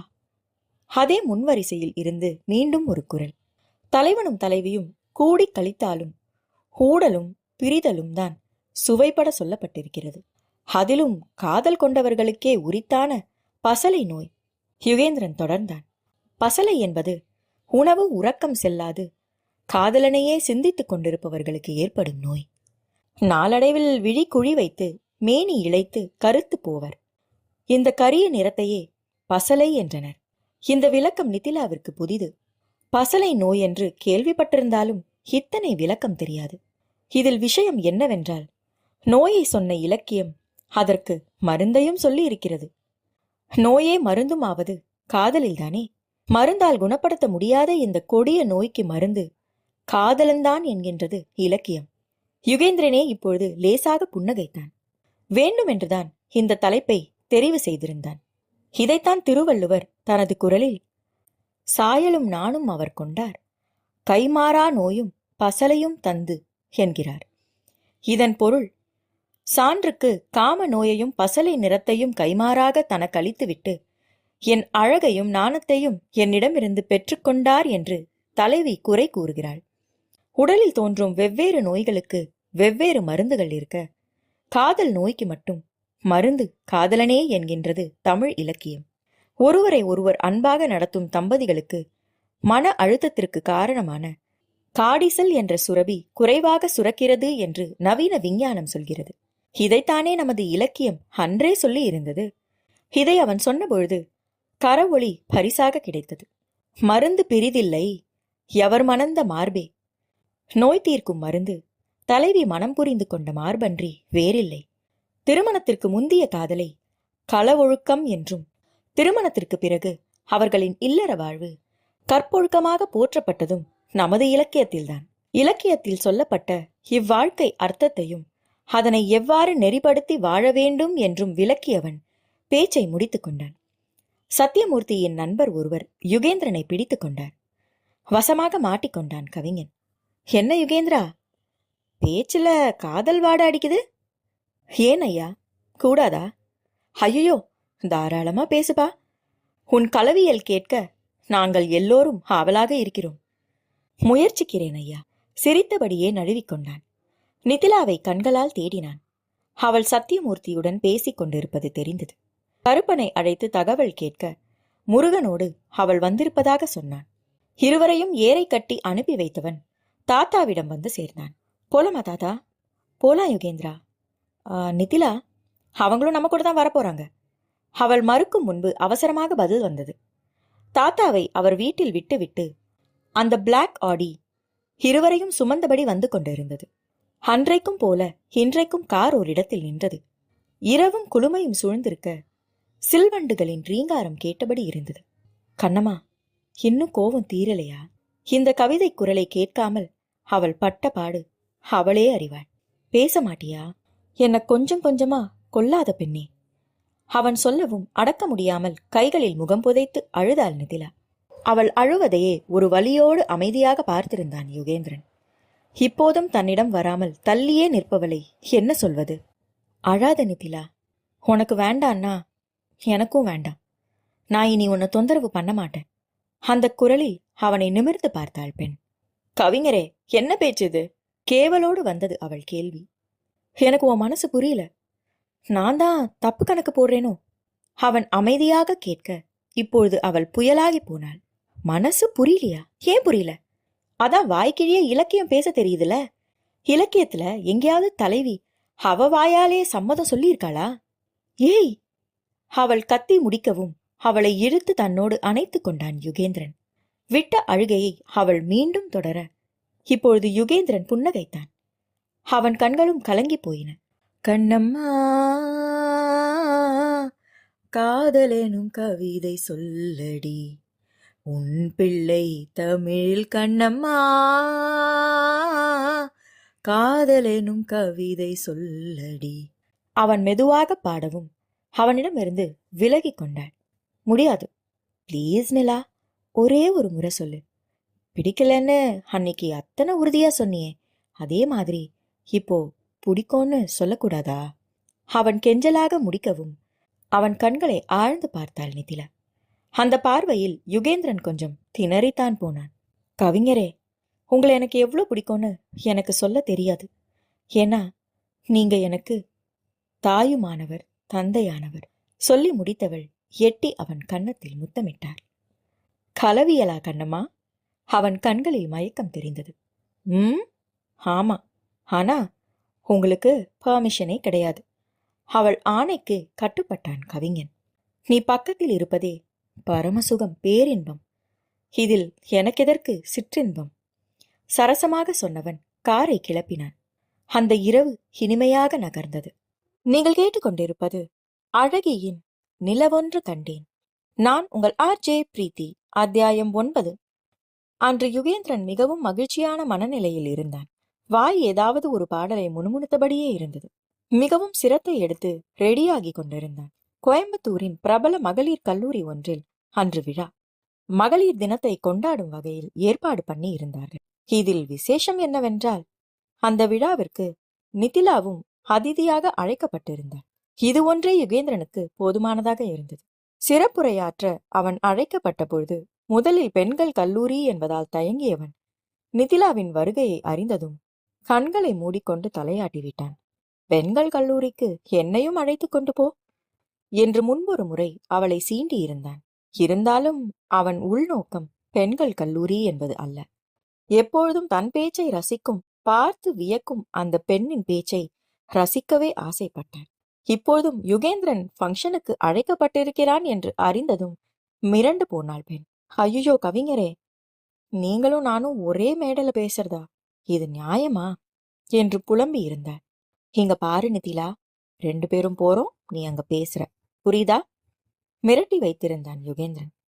அத்தனை திறமைகளை தன்னுள் வைத்துக்கொண்டு எப்பொழுதும் இவனை ஒரு பிரமிப்போடே பார்க்கும் அந்த பெண்ணின் பணிவு யுகேந்திரனை மயக்கியது. வீட்டில் நிற்கும் இன்னொரு காரை டிரைவர் முருகனோடு அனுப்பி வைத்திருந்தான். 2 பேரும் ஒன்றாக போய் இறங்கினால் வீணான யூகங்களுக்கு இடம் கொடுக்கும் என்பதால் இந்த ஏற்பாட்டை பண்ணி இருந்தான். ஆனால் விழா முடிந்ததும் அன்றைய தினம் முழுவதும் அவள் அவனோடுதான் என்று ஏற்கனவே சொல்லி இருந்தான். ஆச்சரியம் தரும் விதமாக பெண்ணும் சம்மதித்திருந்தாள்.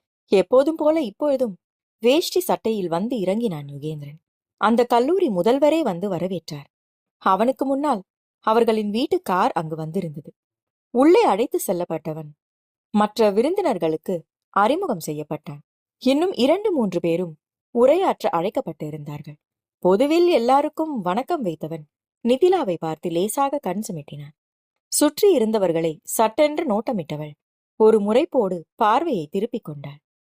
விழா இனிதாக ஆரம்பிக்க யுகேந்திரனுக்கு முன்னால் ஒருவர் பேசி முடித்தார். கலை நிகழ்ச்சிகளும் இடையிடையே இடம்பெற்றன. அடுத்து யுகேந்திரனை மேடைக்கு அழைத்தார்கள். யுகேந்திரனுக்கும் அன்று கொஞ்சம் படபடப்பாக தான் இருந்தது. மேடை அவனுக்கு புதிதல்ல, ஆனால் இத்தனை பெண்கள் கூடியிருக்கும் மேடை அவனுக்கு புதிது. மேடை ஏறும் வரைதான் அந்த தயக்கம். பேச ஆரம்பித்த பின்னால் அனைத்தும் மறந்து போனது. இமைக்காமல் தன்னையே பார்த்திருந்த அந்த பெண்ணும் அவனும் தான் அவன் படைத்த உலகில் இருந்தார்கள். இல்லால் இல்லாத இல்லம் பாழ். இந்த முதுமொழி ஒன்றே போதும் பெண்ணின் பெருமை சொல்ல. இந்தியா குடும்ப அமைப்பை நம்பும் நாடு. இந்த குடும்ப அமைப்பின் தலைவியாக இருப்பவள் பெண். அந்த இளம் கவிஞனின் பேச்சில் லைத்திருந்தது அரங்கம். ஆண் இல்லாத ஒரு குடும்பத்தை பெண்ணால் தெளிவாக வழிநடத்தி செல்ல முடியும். ஆனால் பெண் இல்லாமல் போனால் அது குடும்பம் என்னும் அமைப்பிலிருந்து மாறுபட்டுவிடும். இளம் பெண்களின் கரவொலி காதை பிளந்தது.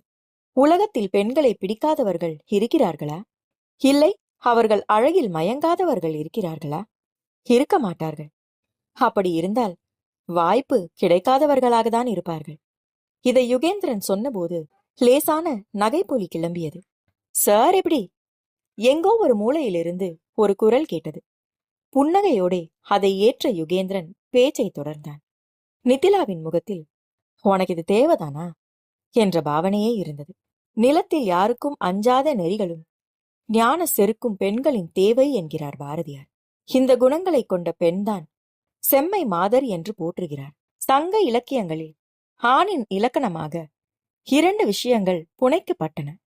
அதிலொன்று அகவாழ்வில் காதல் மூலம் பெண்ணை வெல்வது, இன்னொன்று புறவாழ்வில் போர் மூலம் நிலத்தை வெல்வது. ஆனால் எங்கேயும் எப்போதும் வெளி பார்வைக்குதான் தோற்பது போல தோன்றினாலும் ஜெயிப்பவர்கள் பெண்கள்தான். இதை சொன்னபோது நிதிலாவே தன்னை மறந்து கைத்தட்டினாள்.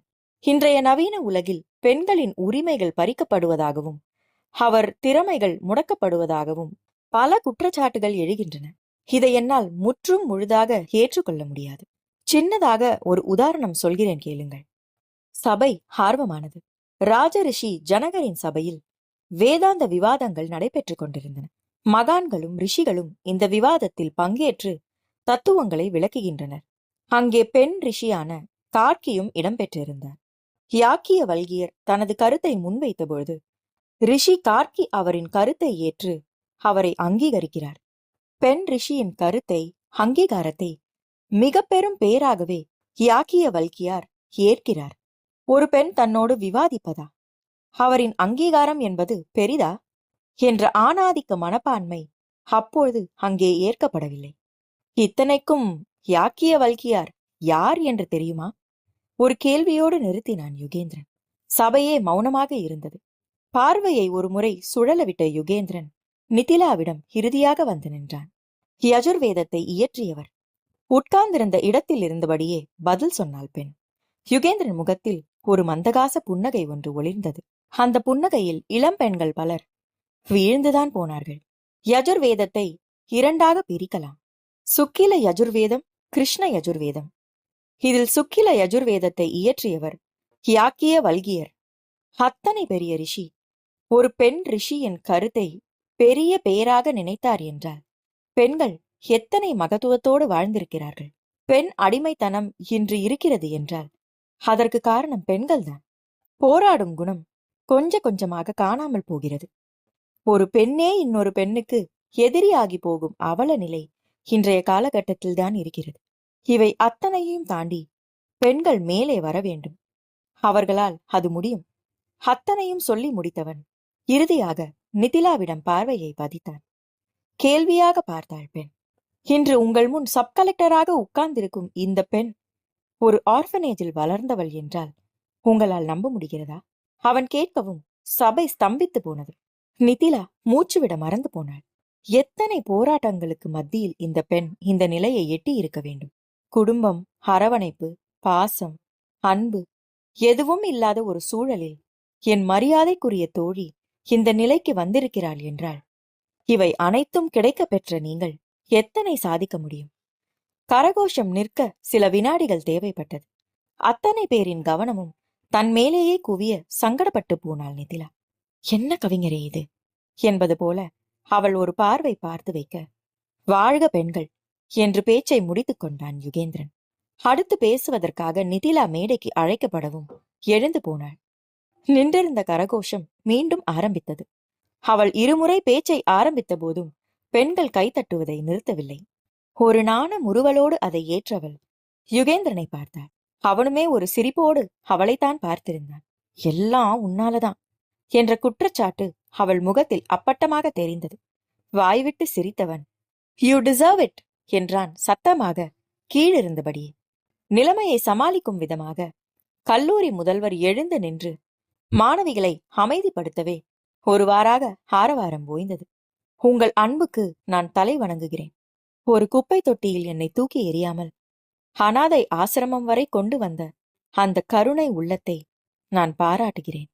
யுகேந்திரனின் முகத்தில் இருந்த புன்னகை சட்டென்று காணாமல் போனது. மனதை ஏதோ ஒன்று பிசைய நிமிர்ந்து உட்கார்ந்தான்.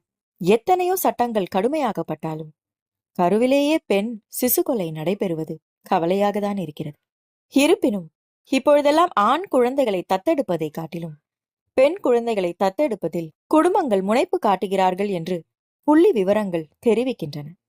பெண் குழந்தையின் மகத்துவத்தை அனுபவ ரீதியாக உணர்ந்து கொண்டமையே இது காட்டுகிறது. இது மகிழ்ச்சியான ஒரு விஷயம்தான். பெண்களுக்கு எதிரான எத்தனையோ சமூக சீர்கேடுகள் அந்நாளிலும் இந்நாளிலும் நிலவினாலும் மகாகவி பாரதியின் மனதில் மிக பெரும் தாக்கத்தை ஏற்படுத்தியது பெண்கள் கல்வி பெற முடியாமல் இருந்த சூழல்தான். பெண் ஒரு தேசத்தை உருவாக்குகிறாள். அவளது குழந்தைகள்தான் இந்த தேசத்தின் எதிர்காலம். நீங்கள் அனைவரும் நாளைய தாய்மார்கள். எதிர்காலம் சிறப்புற வேண்டுமென்றால் ஒவ்வொரு தாயும் தன் பிள்ளைகளை சிந்தனை திறத்தோடு வளர்க்க வேண்டும். ஒரு தலைமுறை பெண்கள் நினைத்தால் ஒரு மிக சிறந்த சமுதாயத்தை உருவாக்கிவிட முடியும். இன்றைய சமுதாயத்தின் சீர்கேடுகளை களைய வேண்டுமென்றால் பெண்களை மரியாதையோடு பார்க்கும் ஆண் குழந்தைகளை வளர்த்தெடுக்க வேண்டும். பெண் மட்டுமன்றி ஆணும் ஒழுக்கத்தோடு வளர்க்கப்பட வேண்டும். வீடுகளில் ஆண் குழந்தைகளுக்கு வீட்டு பொறுப்புகளை சொல்லித்தர வேண்டும். பெண் குழந்தைகளுக்கு தன்னம்பிக்கையையும் தைரியத்தையும் சொல்லித்தர வேண்டும். இது மதிப்புமிக்க நம் தாய்மார்களின் கையில்தான் இருக்கிறது. பெண்களை மதிக்கும் புதிதொரு ஆண் சமூகத்தை உருவாக்குவோம். பேசி முடித்துவிட்டு புயல் போல இறங்கி வந்த நிதிலாவை இமைக்க மறந்து பார்த்திருந்தான் யுகேந்திரன். ஒரு சில வினாடிகளுக்கு பிறகே கரவொலி கூட எழுந்தது. சமுதாயத்தின் மீது அவளுக்கு இருந்த அக்கறை அவளின் வெடித்து சிதறிய வார்த்தைகளில் இருந்தே புரிந்தது. விழா இனிதாக நிறைவேற எல்லோரும் கலைந்து போனார்கள். யுகேந்திரனையும் நிதிலாவையும் சுற்றி இளம் பெண்கள் ஆட்டோகிராஃபிற்காக சூழ்ந்து கொண்டார்கள். ஆபீசர் சார், எப்போ கல்யாணம் பண்ணிக்க போறீங்க? நிறைய பேர் எதிர்பார்ப்போட இருக்கும். துடுக்காக வந்தது ஒரு கேள்வி. முதலில் சற்று திணறினாலும் பின்னர் சுதாரித்துக் கொண்டான் யுகேந்திரன். அழகான புன்முறுவல் ஒன்று அவன் இதழ்களில் தவழ்ந்தது. இந்த சிரிச்சு மழுப்புற வேலையெல்லாம் வேணாம், கேட்ட கேள்விக்கு பதில் சொல்லுங்க. மீண்டும் கேள்வி வந்தது. அவங்க கிட்ட கேட்டுட்டு உங்களுக்கு பதில் சொல்லட்டுமா? யுகேந்திரனும் களத்தில் இறங்கினான். ஓஹோ! கோரஸாக குரல்கள் எழுந்தன.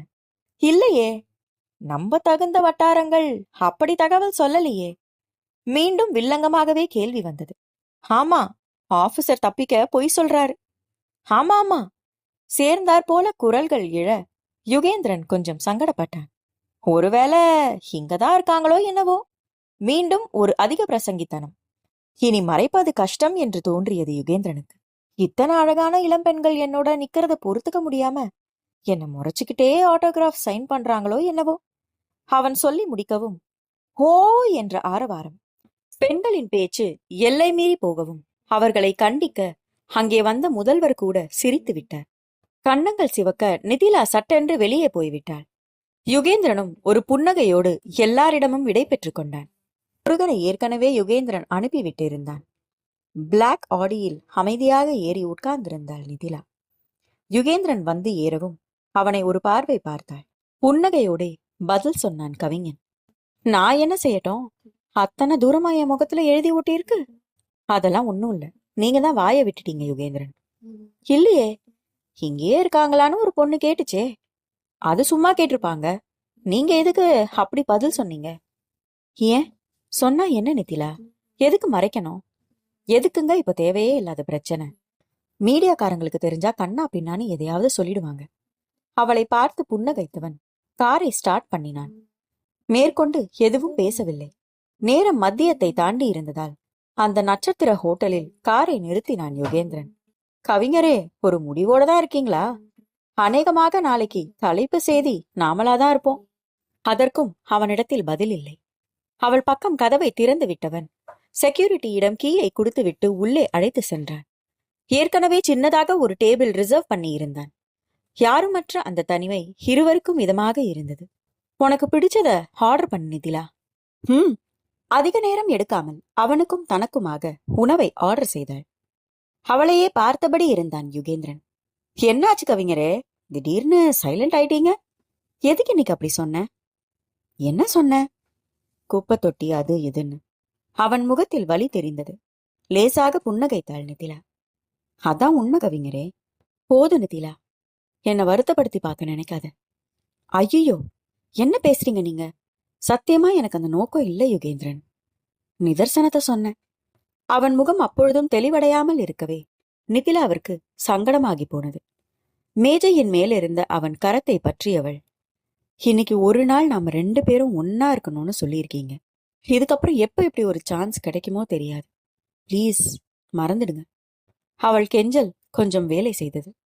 உண்டு முடித்த பின் மீண்டும் கொஞ்ச நேரம் பயணம் செய்தார்கள். கவிஞரே, என்ன எங்க கடத்திக்கிட்டு போறீங்க? ஏன், சொன்னாதான் வருவீங்களா? அப்படி இல்ல, ஆனா நமக்கெல்லாம் சஸ்பென்ஸ் தாங்காது, அதான். அவளை பார்த்து புன்னகைத்தவன் காரை வளைத்து திருப்பினான். அங்கிருந்து காட்டுப்பாதை ஆரம்பித்தது. ஹேய் யுகேந்திரன், காட்டுக்கு போறோமா? ஆச்சரியமாக கண்களை விரித்து அவள் ஆர்ப்பரிக்க அந்த சந்தோஷம் அவனையும் தொற்றிக்கொண்டது. ஐயோ, நான் வேற சாரியில இருக்கேனே. முன்னாடியே சொல்லியிருந்தா வீட்டுக்கு போய் சேஞ்ச் பண்ணிட்டு வந்திருக்கலாம்ல. அங்க போய் எல்லாத்தையும் பாத்துக்கலாம் நிதிலா. சொல்லிவிட்டு காரை ஓட்டுவதில் கவனமாக இருந்தான். நிதிலா, இன்னைக்கு பௌர்ணமி. வீட்டுக்கு போக கொஞ்சம் லேட் ஆகும். பங்கஜா அம்மா கிட்ட தகவல் சொல்லிடு. அட ஆமா, இன்னைக்கு பௌர்ணமி இல்ல? கவிஞரே, பயங்கரமான ஆள் நீங்க. அடர்ந்த காடு, அங்கே பௌர்ணமி நிலவு. ஆஹா ஆஹா, இன்னும் ஒண்ணு விட்டுட்டியே. என்னது? என் பக்கத்திலும் ஒரு நிலவு. அவன் சொல்லவும் அவன் தோளில் ஒரு அடி போட்டாள் நிதிலா. எல்லாம் பொய்யே. அங்க காலேஜ்ல பொண்ணுங்களை கண்ட உடனே என்ன திரும்பி கூட பார்க்கல. இப்போ டயலாக் அடிக்கிறாரு கவிஞர்.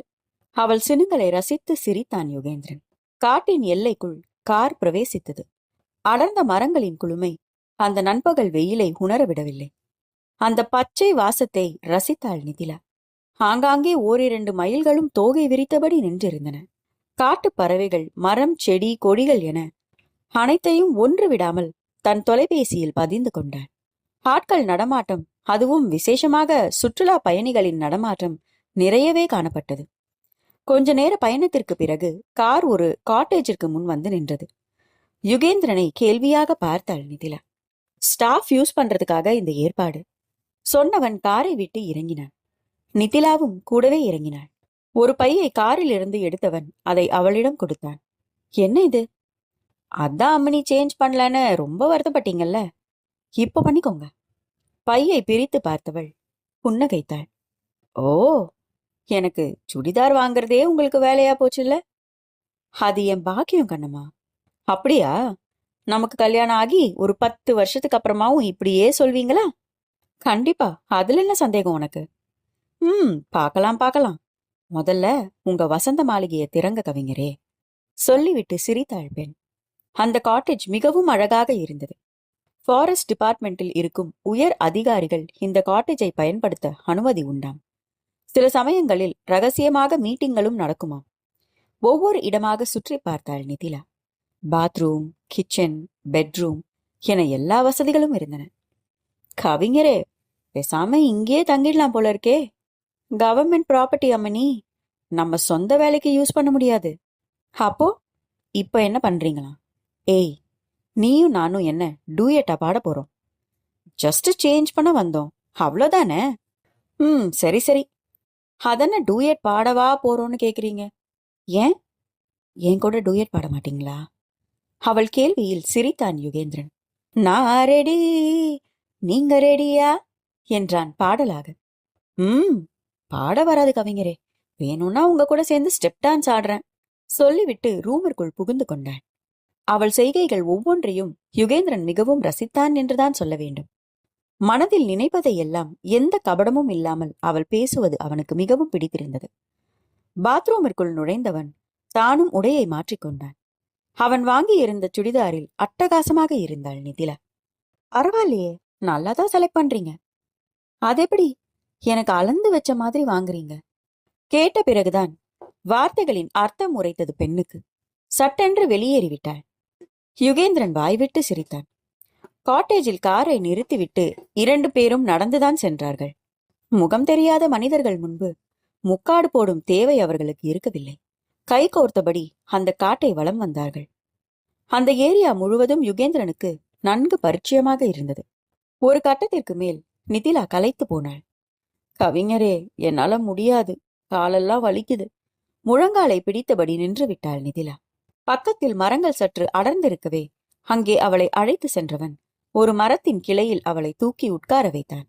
ஸ்டெப் டான்ஸ் ஆடலான்னு சொல்லிட்டு இப்படி உட்கார்ந்தா எப்படி அம்மனி? கொஞ்சம் பொறுத்து ஆடலாம் கவிஞரே, இப்ப நீங்க பாடுங்க பிளீஸ். அவள் கெஞ்சலை பார்த்து சிரித்தான் யுகேந்திரன். இருந்தாலும் மறுக்கவில்லை. காற்று வெளியிடை கண்ணம்மா, நின்றன் காதலை எண்ணி கழிக்கின்றேன். காற்று வெளியிடை கண்ணம்மா, நின்றன் காதலை எண்ணி கழிக்கின்றேன். அமுதூற்றினை ஒத்த இதழ்களும் இதழ்களும் அமுதூற்றினை ஒத்த இதழ்களும்.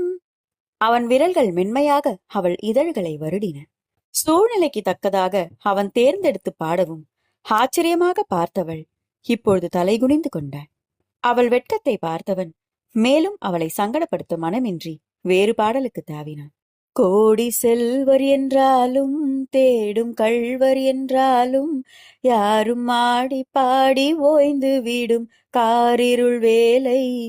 உன் கண்ணத்தின் மீதே நானும் கண்ணம் வைப்பதால் இவன் கள்வன் என்று என்னை நீயும் எண்ணி விடாதே. அவன் குரலில் வருத்தம் இருந்தது. அன்று அவன் நடந்து கொண்ட முறையை எண்ணி வருந்துவது புரியவும் அவனை பார்த்து புன்னகைத்தாள் நிதிலா. நான் உங்களை எப்பவும் தப்பா நினைக்க மாட்டேன் யுகேந்திரன். இருந்தாலும் அன்னைக்கு நடந்தது மிகப்பெரிய தவறு கண்ணம்மா. அதுக்காக நான் உன்கிட்ட மன்னிப்பு கேட்கிறேன். அடடா, என்ன இது? அப்படி ஒண்ணு நடந்ததே மறந்துடுங்க. முடியலையே கண்ணம்மா. அவன் குரலில் இப்பொழுது விஷமம் இருந்தது. யுகி, எச்சரிக்கும் குரலில் அழைத்தாள் நிதிலா. கோடு தாண்டுகிறேனா கண்ணம்மா? வெறும் வாய் வார்த்தை தானே, அதற்குமா தடை? ஒரு நாள் வரும், அன்றைக்கு என் கைத்தாலி உன் கழுத்தில் ஏறும். அப்பொழுது என்ன சொல்வாய்? அவள் மௌனத்தில் வாய்விட்டு சிரித்தான் யுகேந்திரன். அப்போதும் இந்த முட்டாள் கவிஞன் உன்னிடம் அனுமதி கேட்பான். கவலைப்படாதே. அப்பவும் அனுமதி கிடைக்கவில்லை என்றால் காத்திருப்பேன் கண்ணம்மா. உன் மனம் இறங்கும் வரை காத்திருப்பேன். கவிஞரே, இப்படி நீங்க உருகிற அளவுக்கு என்கிட்ட என்ன இருக்கு? அது எனக்கே தெரியாதே கண்ணம்மா. நான் உண்மைய சொல்லட்டுமா நிதிலா? சொல்லுங்க. சொன்னவள் மரத்தின் கிளையில் இருந்து குதித்து இறங்கினாள். பக்கத்தில் இருந்த அந்த பெரிய மரத்தின் அடியில் இருவரும் அமர்ந்து கொண்டார்கள். நிதிலா அவன் தோள் சாய்ந்து கொண்டாள். அவளின் உரிமையான அந்த செயலில் யுகேந்திரன் நிறைந்து போனான். முதலா உன்னை பார்த்தப்போ ஏதோ ஒரு காட்டுவாசிய பார்த்த போலதான் இருந்தது. பரவாயில்லையே, அப்பவும் உங்க ஏரியாவோட சம்மந்தப்படுத்திதான் யோசிச்சிருக்கீங்க. அவள் துடுக்கு பேச்சில் தன்னை மறந்து சிரித்தான் யுகேந்திரன். இந்த வாய் தாண்டி உன்னை வாழ வைக்குது. எங்க பாத்தீங்க? நடு ரோட்ல. பொள்ளாச்சியே ஒரு கலக்கு கலக்குனியே அன்னிக்கு. ஓ, அன்னிக்கு பெருசா ஒன்னும் தோணல. ஆனா கொஞ்சம் கொஞ்சமா இங்க குடியேறிட்டீங்க. சொன்னவன் அவன் இடப்பக்க மார்பை தொட்டு காட்டினான். ஓ, அப்போ வாடகை கொடுக்கணுமா? கண்டிப்பா. ஆனா இப்போ இல்ல. அதெல்லாம் நேரம் வரும்போது சரியா நாங்க வசூல் பண்ணிக்குவோம். கவிஞரே, நிலா! அவள் குரலில் அத்தனை பரவசம் இருந்தது. இருள் கவிந்திருக்க முழு நிலா வானில் ஊர்வலம் வந்து கொண்டிருந்தது. அடர்ந்த மரங்களின் இடுக்குகளில் நிலாவின் பவனி அழகாக தெரிந்தது. ரசித்து பார்த்திருந்தார்கள். இரவும் நிலவும் உறவும் யுகேந்திரனை கொஞ்சம் சோதித்து பார்த்தன. போலாமா கண்ணம்மா? என்ன அவசரம் கவிஞரே? இதற்கு மேலும் இங்கிருந்தால் கவிஞன் வார்த்தை தவறி விடுவான். போலாம் கண்ணம்மா. அந்த வார்த்தைகளில் அவன் தோள் சாய்ந்திருந்தவள் முகம் பார்த்து சிரித்தாள். என்ன கொல்லாதடி ராட்சசி! சட்டென்று எழுந்தவன் அவளுக்கும் கை கொடுத்து எழுப்பிவிட்டான். அவனது இடது கரத்தை இறுக பற்றி அவன் தோள் சாய்ந்தவள் வீடு வந்து சேரும் வரை விலகவில்லை. அவனும் விலக்கவும் இல்லை. நீங்கள் கேட்டுக்கொண்டிருப்பது அழகியின் நிலவொன்று கண்டேன். நான் உங்கள் RJ பிரீத்தி. அத்தியாயம் 10. யுகேந்திரன் ஆபீஸில் கொஞ்சம் பிஸியாக இருந்தான்.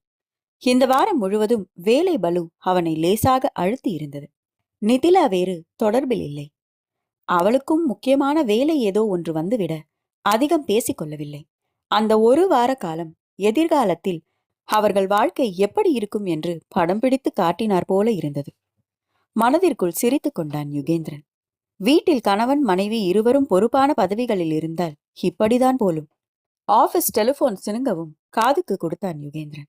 ஹலோ சார், சப் கலெக்டர் ஆபீஸ்ல இருந்து பேசுறோம். சொல்லுங்க சார். மேடம் உங்களை மீட் பண்ணணுமா? அப்பாயின்மெண்ட் கேட்டாங்க. ஓ, இன்னைக்கு ஃப்ரீயா இருக்காங்களா? இப்போ மீட்டிங்ல இருக்காங்க. 2 மணிக்கு அப்புறம் ஃப்ரீ ஆயிடுவாங்க. உங்களுக்கு வசதிப்படுமான்னு கேட்க சொன்னாங்க சார்.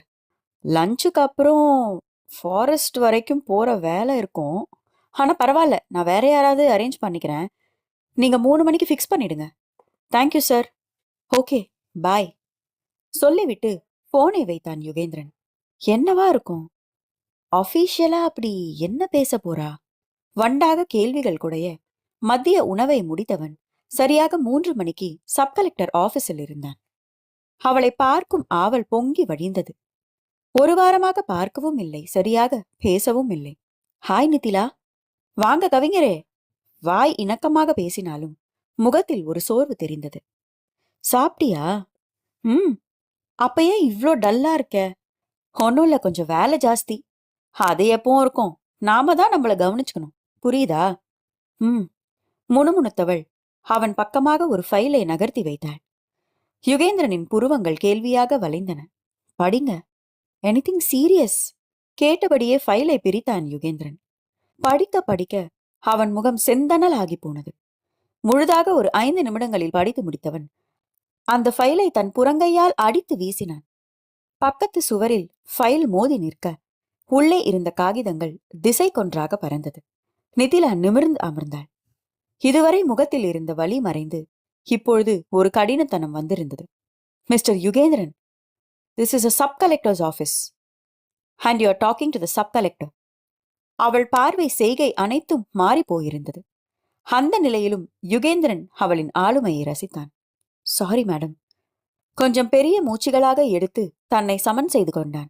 அவன் விசிறி அடித்த அனைத்து பேப்பர்களையும் எழுந்து போய் பொறுக்கி எடுத்தாள் நிதிலா. யுகேந்திரன் அமைதியாகவே இருந்தான். தன்னை நிதானப்படுத்திக் கொள்ள சற்று நேரம் எடுத்தவன் அதன் பிறகே பேச ஆரம்பித்தான். சொல்லுங்க மேடம். நீங்க தான் சொல்லணும் ஆபீசர். இந்த புகார்ல எந்த ஆதாரமும் இல்லைன்னு நான் சொல்லுவேன். ஆதாரம் இல்லாத ஒரு புகார உங்க வரைக்கும் கொண்டு வந்து உங்க நேரத்தை நான் வீணடிப்பேன்னு நீங்க நினைக்கிறீங்களா? நான் உங்களை தப்பே சொல்லல மேடம். இது தப்பான தகவல்னு தான் சொல்றேன். இல்ல யுகேந்திரன், எல்லாம் பக்காவா இருக்கு. இதையும் காலதாமதமா என்கிட்ட சொல்றீங்க. புகார் கைக்கு வந்த உடனேயே நீங்க என்ன அணுகி இருக்கலாமே. மிஸ்டர் யுகேந்திரன், இதுல இருக்கிற விஷயம் எத்தனை நம்பகத்தன்மையானதுன்னு நான் உறுதிப்படுத்திக்கணும் இல்லையா? அதோட அவள் சொல்ல தயங்கவும் அவளை கூர்மையாக பார்த்தான் யுகேந்திரன். உங்க இலாகா சம்பந்தப்பட்ட விஷயம் உங்ககிட்ட வராம என்கிட்ட வரும்போதே புகார் பண்ணவங்க உங்களை நம்பலன்னு தானே அர்த்தம். அப்போ நீங்களும் என்ன நம்பலையா? வேலைன்னு வந்துட்டா நான் யாரையுமே நம்ப மாட்டேன். அந்த பதிலில் அவன் முகம் கடுக்கடுத்தது. சரி, நீங்க சொல்றீங்கங்கிறதுனாலதான் பொறுமையா கேட்டுக்கிட்டு இருக்கேன் மேடம். என்னோட கட்டுப்பாட்டுல இருக்கிற ஃபாரஸ்ட் ஏரியால ஒரு துரும்பு கூட இது வரைக்கும் என் அனுமதி இல்லாம வெளியில போனதே இல்லை. அப்படி இருக்கும்போது இது எப்படி சாத்தியமாகும்னு நீங்க நினைக்கிறீங்க? அவன் குரலில் அத்தனை உஷ்ணம் இருந்தது. நல்ல கேள்விதான் ஆபீசர். ஆனா உங்க அனுமதி இல்லாம நடந்திருக்கலாம் இல்லையா? அந்த கேள்வியில் புன்னகைத்தான் யுகேந்திரன். சான்ஸே இல்ல மேடம். மிஸ்டர் யுகேந்திரன், ஆதாரங்கள் உண்மைதான். அதுல எந்த விதமான சந்தேகமும் வேண்டாம். புகார கொடுத்தது யார் மேடம்? அவங்க தன்னை வெளிப்படுத்திக்கல. வேற வேற இடங்கள்ல இருந்து போஸ்ட் பண்ணியிருக்காங்க. தகவலை தனித்தனியா அனுப்பி வர வச்சிருக்காங்க. யார் இதுல சம்மந்தப்பட்டிருப்பாங்க? உங்க ரிப்போர்ட் படி பார்த்தா ஒரு பெரிய புள்ளியோட சப்போர்ட் இல்லாம இத பண்ண முடியாது. ஏன்னா கடத்தப்பட்ட மரங்கள் கைமாறின விதம் அப்படி. அது ஏதாவது சொன்னாங்களா? யாரு? அவள் மௌனம் அவனை கலவரப்படுத்தியது. நித்திலா, எம்எல்ஏ அன்பரசு. நித்திலா! யுகேந்திரன் உதைத்து தள்ளிய நாற்காலி மூளையில் போய் விழுந்தது. ஆத்திரத்தை அடக்க அவன் பகீரத பிரயத்தனங்கள் செய்வது அப்பட்டமாக தெரிந்தது. அந்த ரூமின் ஜன்னலை நோக்கி போனவன் அந்த இரும்பு கம்பிகளை கெட்டியாக பிடித்து கொண்டான். அவன் இருதயம் துடிப்பது அவனுக்கே கேட்டது. என்ன பேசுகிறாள் இந்த பெண்? கிறுக்கு பிடித்து விட்டதா இவளுக்கு? மனதோடு புலம்பியபடி தன்னை நிதானப்படுத்திக் கொண்டான். அவனை பார்க்கும்பொழுது நிதிலாவிற்கு மிகவும் வேதனையாக இருந்தது. அவன் அருகில் சென்று அவனை சமாதானம் செய்ய வாரி அணைத்தபடி மடி சாய்த்து கொள்ள மனம் துடித்தது. இருந்தாலும் அவள் அமர்ந்திருந்த நாற்காலி அவளை கட்டி போட்டது. நடந்தது வேறு ஒன்றுமில்லை. சப் கலெக்டர் ஆபீஸிற்கு ஒரு புகார் அந்த வாரம் வந்திருந்தது. இது வழமை என்பதால் நித்திலா சாதாரணமாக தான் பிரித்தாள். ஆனால் உள்ளே இருந்த தகவல் வெடிகுண்டை விட வீரியமாக இருந்தது. யுகேந்திரனின் எல்லைக்குள் இருக்கும் வனப்பகுதியில் தேக்கு மரங்கள் கடத்தப்படுவதாக அதில் சொல்லப்பட்டிருந்தது. நித்திலா அதை முதலில் சந்தேகத்தின் அடிப்படையிலான ஒரு சாதாரண புகார் என்றுதான் நினைத்தாள். ஆனால் அடுத்த நாள் வந்த ஆதாரங்கள் அவளை வேரோடு சாய்த்தன. ஒரே நாளில் அத்தனை விஷயத்தையும் அனுப்பாமல் தன் முகம் மறைத்து கொண்டு கடிதங்கள் வந்து சேர்ந்தன. ஒவ்வொரு கடிதமும் வேறு வேறு இடங்களிலிருந்து தபாலில் சேர்க்கப்பட்டிருந்தன. நிலைமையின் தீவிரம் நித்திலாவை உடனேயே காரியத்தில் இறங்க சொன்னது. மிகவும் நம்பகரமான ஆட்களை வைத்து ஆதாரங்களின் நம்பகத்தன்மையை சோதித்துக் கொண்டாள். இதில் ஆச்சரியம் என்னவென்றால், இந்த செயலுக்கு எம்எல்ஏவின் முழு ஆதரவு இருப்பதுதான். நித்திலாவிற்கு தனியாக டைப் செய்யப்பட்டு ஒரு லெட்டர் வந்திருந்தது. அதில் குறிப்பிடப்பட்டிருந்ததாவது: அப்பாவின் தவறை மகன் கண்டு கொள்ளாமல் விட்டுவிட்டார். ஆனால் நியாயத்திற்கு பேர் போன சப் கலெக்டர் எதிர்கால உறவுகளை கருத்தில் கொள்ளாமல் நடவடிக்கை எடுப்பார் என்று நம்புகிறேன். இந்த கடிதத்தை அனுப்பியிருக்கும் நபர் தனக்கு அத்தனை தூரத்தில் இல்லை என்று நித்திலாவிற்கு நன்கு புரிந்தது. தனக்கும் யுகேந்திரனுக்குமான உறவு சம்பந்தப்பட்டவர்களுக்கு நன்கு தெரிந்திருக்கிறது. குழம்பி போனாள் பெண். சம்பவத்திற்கும் யுகேந்திரனுக்கும் எந்த தொடர்பும் இல்லை என்று நித்திலா நிச்சயமாக நம்பினாள். அப்படியே இருந்தாலும் இது எப்படி சாத்தியம்? இதுவரை 2 முறை இதுபோல தேக்கு மரங்கள் கடத்தப்பட்டிருப்பதாக தகவல் சொன்னது. சாட்சிகளை உறுதிப்படுத்தும் வரைதான் யுகேந்திரனிடம் எதுவும் சொல்லாமல் மறைத்தாள். அவனை பார்ப்பதும் அவனோடு பேசுவதும் தன்னை பலவீனப்படுத்தும் என்பதால் அந்த வாரம் அவனை கொஞ்சம் தவிர்த்திருந்தாள். சத்தியமூர்த்தியின் குடும்பத்தை கிஞ்சித்தும் அவளால் சந்தேகிக்க முடியாது. ஆனால் அன்பரசு சத்தியமூர்த்தியின் வாரிசல்லவே. கொஞ்சம் அவனுக்கு கால அவகாசம் கொடுத்தவள் இப்பொழுது அழைத்தாள். யுகேந்திரன் அதுவரை வெளியே வெறித்து பார்த்தபடி நின்றவன் திரும்பி பார்த்தான். நான் இன்னும் கொஞ்சம் உங்க கூட பேசணும். அவளை சிறிது நேரம் இமைக்காமல் பார்த்தவன் அங்கிருந்த இன்னொரு நாற்காலியில் வந்து அமர்ந்தான். ம் என் தரப்பு ஆதாரங்கள் அத்தனையும் ஊர்ஜிதப்படுத்தப்பட்டிருக்கு. ம் நீங்க என்ன புரிஞ்சுக்கணும். நான் எந்த நடவடிக்கையையும் கைவிட போறதில்ல. சமூகமா குடும்பமானு வந்தா என் பதில் சமூகம்தான். அதுல எந்த மாற்று கருத்தும் இல்ல. யா ஷோர். இந்த பிரச்சனை யுகேந்திரன் சம்பந்தப்பட்டதுங்கிறதுனாலதான் நான் இன்னும் நடவடிக்கையே எடுக்கல. விஷயம் சீக்கிரட்டா இருக்கணும். எந்த காரணத்துக்காகவும் குற்றவாளி தப்பிக்கிறத நான் விரும்பல. அதை என்னைக்குமே நான் அனுமதிச்சதும் இல்லை யுகேந்திரன். நிதிலா, உனக்கு புரியல. என்னோட அப்பா அரசியல்வாதி தான், நான் இல்லங்கல. அவர் காமராஜோட வழித்தோன்றல் அப்படின்னு நான் ஆர்கியும் பண்ணல. ஆனா அவர் ஒரு நல்ல அப்பா. நான் சம்மந்தப்பட்ட விஷயத்துல அவர் தப்பு பண்ண மாட்டாரு. ஒத்துக்கிறேன். பாசத்தை கொஞ்சம் தள்ளி வச்சுட்டு ஒரு அதிகாரியா யோசிங்க யுகேந்திரன். சரி, அப்படியே இருந்தாலும் என்ன தாண்டி எதுவுமே நடக்கலையே நிதிலா. 2 தேதியில 2 சம்பவங்கள் நடந்ததா சொல்லப்பட்டிருக்கு. அந்த 2 பேசிக்கொண்டிருந்தவன் தரவிற்காக அவள் கொடுத்த ஃபைலை மீண்டும் புரட்டினான்.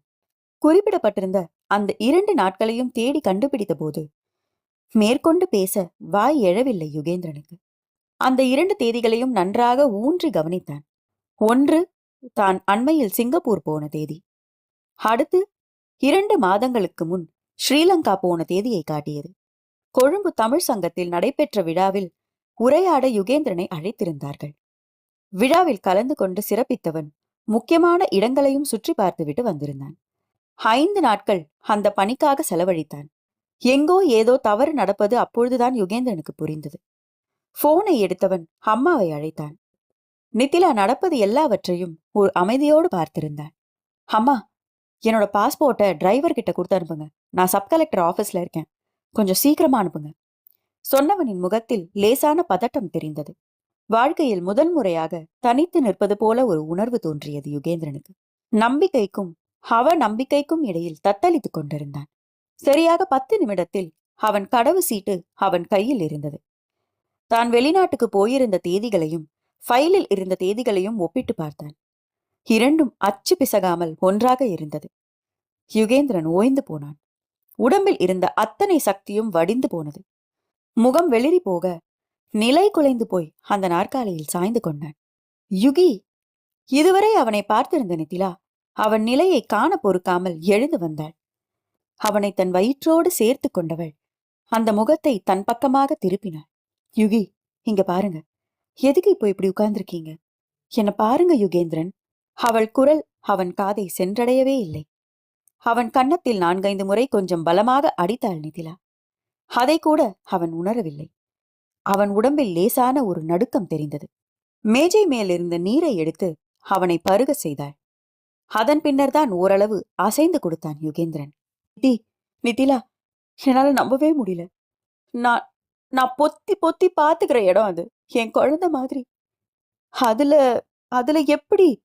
புரியுதுங்க. அதுவும் அப்பா. இல்லடா, எங்கேயோ தவறு நடந்திருக்கும். எனக்கு கொஞ்சம் டைம் கொடு. நான் நான் என்னன்னு பாக்குறேன். ப்ளீஸ் நிதிலா. அவன் கெஞ்சலில் அவள் சர்வாங்கமும் பதறியது. ஓகே யுகேந்திரன், ஆனா எந்த இடத்துலயும் விஷயம் லீக் ஆக கூடாது. அதுல கவனமா இருங்க. சரி, தேங்க்யூ.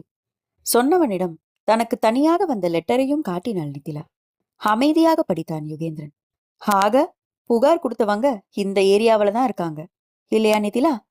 இருக்கலாம். ஆனா அவங்க நம்மள கண்காணிக்கிறாங்கிறது உறுதி.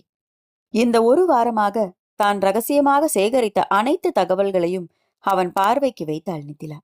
வெட்டப்பட்ட மரங்கள் எங்கே கைமாறியது, இதற்கு யாரெல்லாம் உடந்தை, அனைத்தும் வெட்ட வெளிச்சமாக தெரிவிக்கப்பட்டிருந்தது. அனைத்து இடங்களிலும் அன்பரசுவின் பெயர் அடிபட்டதை பார்த்தபொழுது யுகேந்திரன் நொறுங்கி போனான். நிதிலா, இந்த விஷயத்த என்னால நம்பவும் முடியல. ஆனா நீ கொடுக்கிற ஆதாரங்களை என்னால புறக்கணிக்கவும் முடியல. புரியுது யுகேந்திரன். நான் இத எப்படி நான் அம்மா கிட்ட? மேலே பேச முடியாமல் திணறினான். இத கேள்விப்பட்டா வானதி செத்து போயிடுவா. யுகி, என்ன பேசுறீங்க? எனக்கே இவ்வளவு கஷ்டமா இருக்கே. அம்மா எப்படி தாங்குவாங்க? அந்த அறையில் இருந்த கடிகாரம் தன் இருப்பை காட்டவும் தான் நேரத்தை பார்த்தாள் நித்திலா. ஆபீஸ் நேரம் முடிவடைந்திருந்தது. கிளம்புங்க யுகேந்திரன் சொல்லிவிட்டு அவள் எழுந்து கொண்டாள். ஆனால் அவனோ அப்படியே உட்கார்ந்திருந்தான். கவிஞரே, நாம கிளம்புனாதான் அவங்க ஆபீஸ பூட்ட முடியும். எழும்புங்க. நித்திலா, என்னால இப்போ வீட்டுக்கு போகவே முடியாது. அம்மா முகத்தை என்னால பார்க்க முடியாது. ஹோ. சில நொடிகள் மௌனமாக இருந்தவள் வானதியை தொலைபேசியில் அழைத்தாள். அத்த, நான் நித்திலா பேசுறேன். சொல்லுமா, எப்படி இருக்க? இந்த வாரம் ரொம்ப பிஸியோ? வானதியின் உற்சாக குரல் யுகேந்திரனுக்கும் கேட்டது. கொஞ்சம் பிஸிதான் அத்த. அதுக்காக என் பையன் கூட பேச மாட்டியா நீ? என்னமோ மாதிரி இருந்தான். அது சரி, என்ன திடீர்னு அத்தை ஞாபகம்? இல்ல, உங்க பையன் இப்போ என் கூட தான் இருக்காங்க. ஆட, இங்க பாருடா. ஐயா அங்கதான் இருக்காரா? அபிஷியல் நித்திலா? ஆமா அத்த. அப்படியே டின்னருக்கு வீட்டுக்கு கூட்டிட்டு போலான்னு பார்த்தேன். அதான் உங்ககிட்ட பெர்மிஷன் வாங்கிட்டு. நித்திலா முடிக்காமல் இழுத்தாள். ஐய, என்ன இது? ஸ்கூல் பசங்க மாதிரி பெர்மிஷன் கேட்டுக்கிட்டு நீ கூட்டிட்டு போமா? ஆனாலும் இது நியாயமே இல்ல நித்திலா. ஏன் அத்த? என்ன கூப்பிடல பாத்தியா நீ? உங்களை எப்படி அத்தை தனியா கூப்பிடுறது? ஒரு நாளைக்கு அத்தைக்கும் மாமாக்கும் ஸ்பெஷல் விருந்து வைக்கிறேன். அவள் பேசும்போது யுகேந்திரன் முகத்தில் ஒரு கசப்பான புன்னகை தோன்றியது. அந்த புன்னகையை வலியோடு பார்த்தவள் அவன் தோளை தடவி கொடுத்தாள். ஆஹா, பொழைச்சுக்குவாமினி.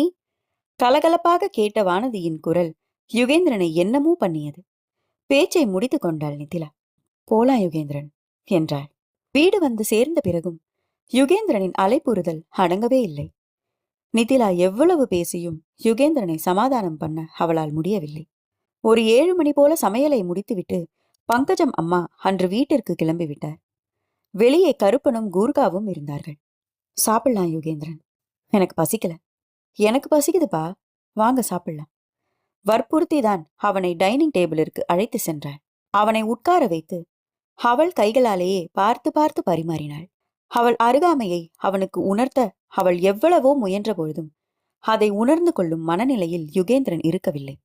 நீ உட்கார் நித்திலா. அவளையும் உட்கார வைத்தவன் மீண்டும் சிந்தனைக்குள் முழுகி போனான்.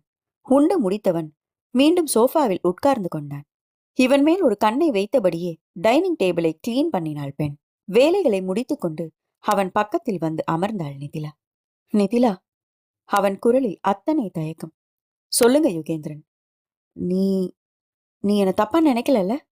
கவிஞரே, என்ன பேசுறீங்க நீங்க? அவள் சொல்லி முடிப்பதற்குள் முகத்தை தன் கைகளால் மூடியவன் குலுங்கி குலுங்கி அழுதான். நித்திலா விரைத்து போனாள்.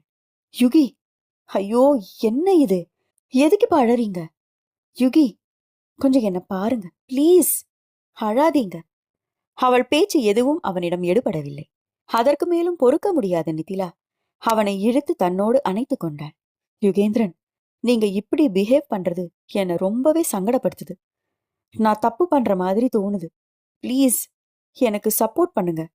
அவள் கண்ணீர் குரலில் சற்று நிதானத்திற்கு வந்திருந்தான் யுகேந்திரன். தன்னை கொஞ்சம் கொஞ்சமாக மீட்டு கொண்டவன் அவளிடமிருந்து விலகினான். அதற்கு அனுமதிக்காதவள் அவன் தலையை தன் மடி மீது சாய்த்து கொண்டாள். அந்த அருகாமை இப்பொழுது இருவருக்குமே தேவைப்பட்டது.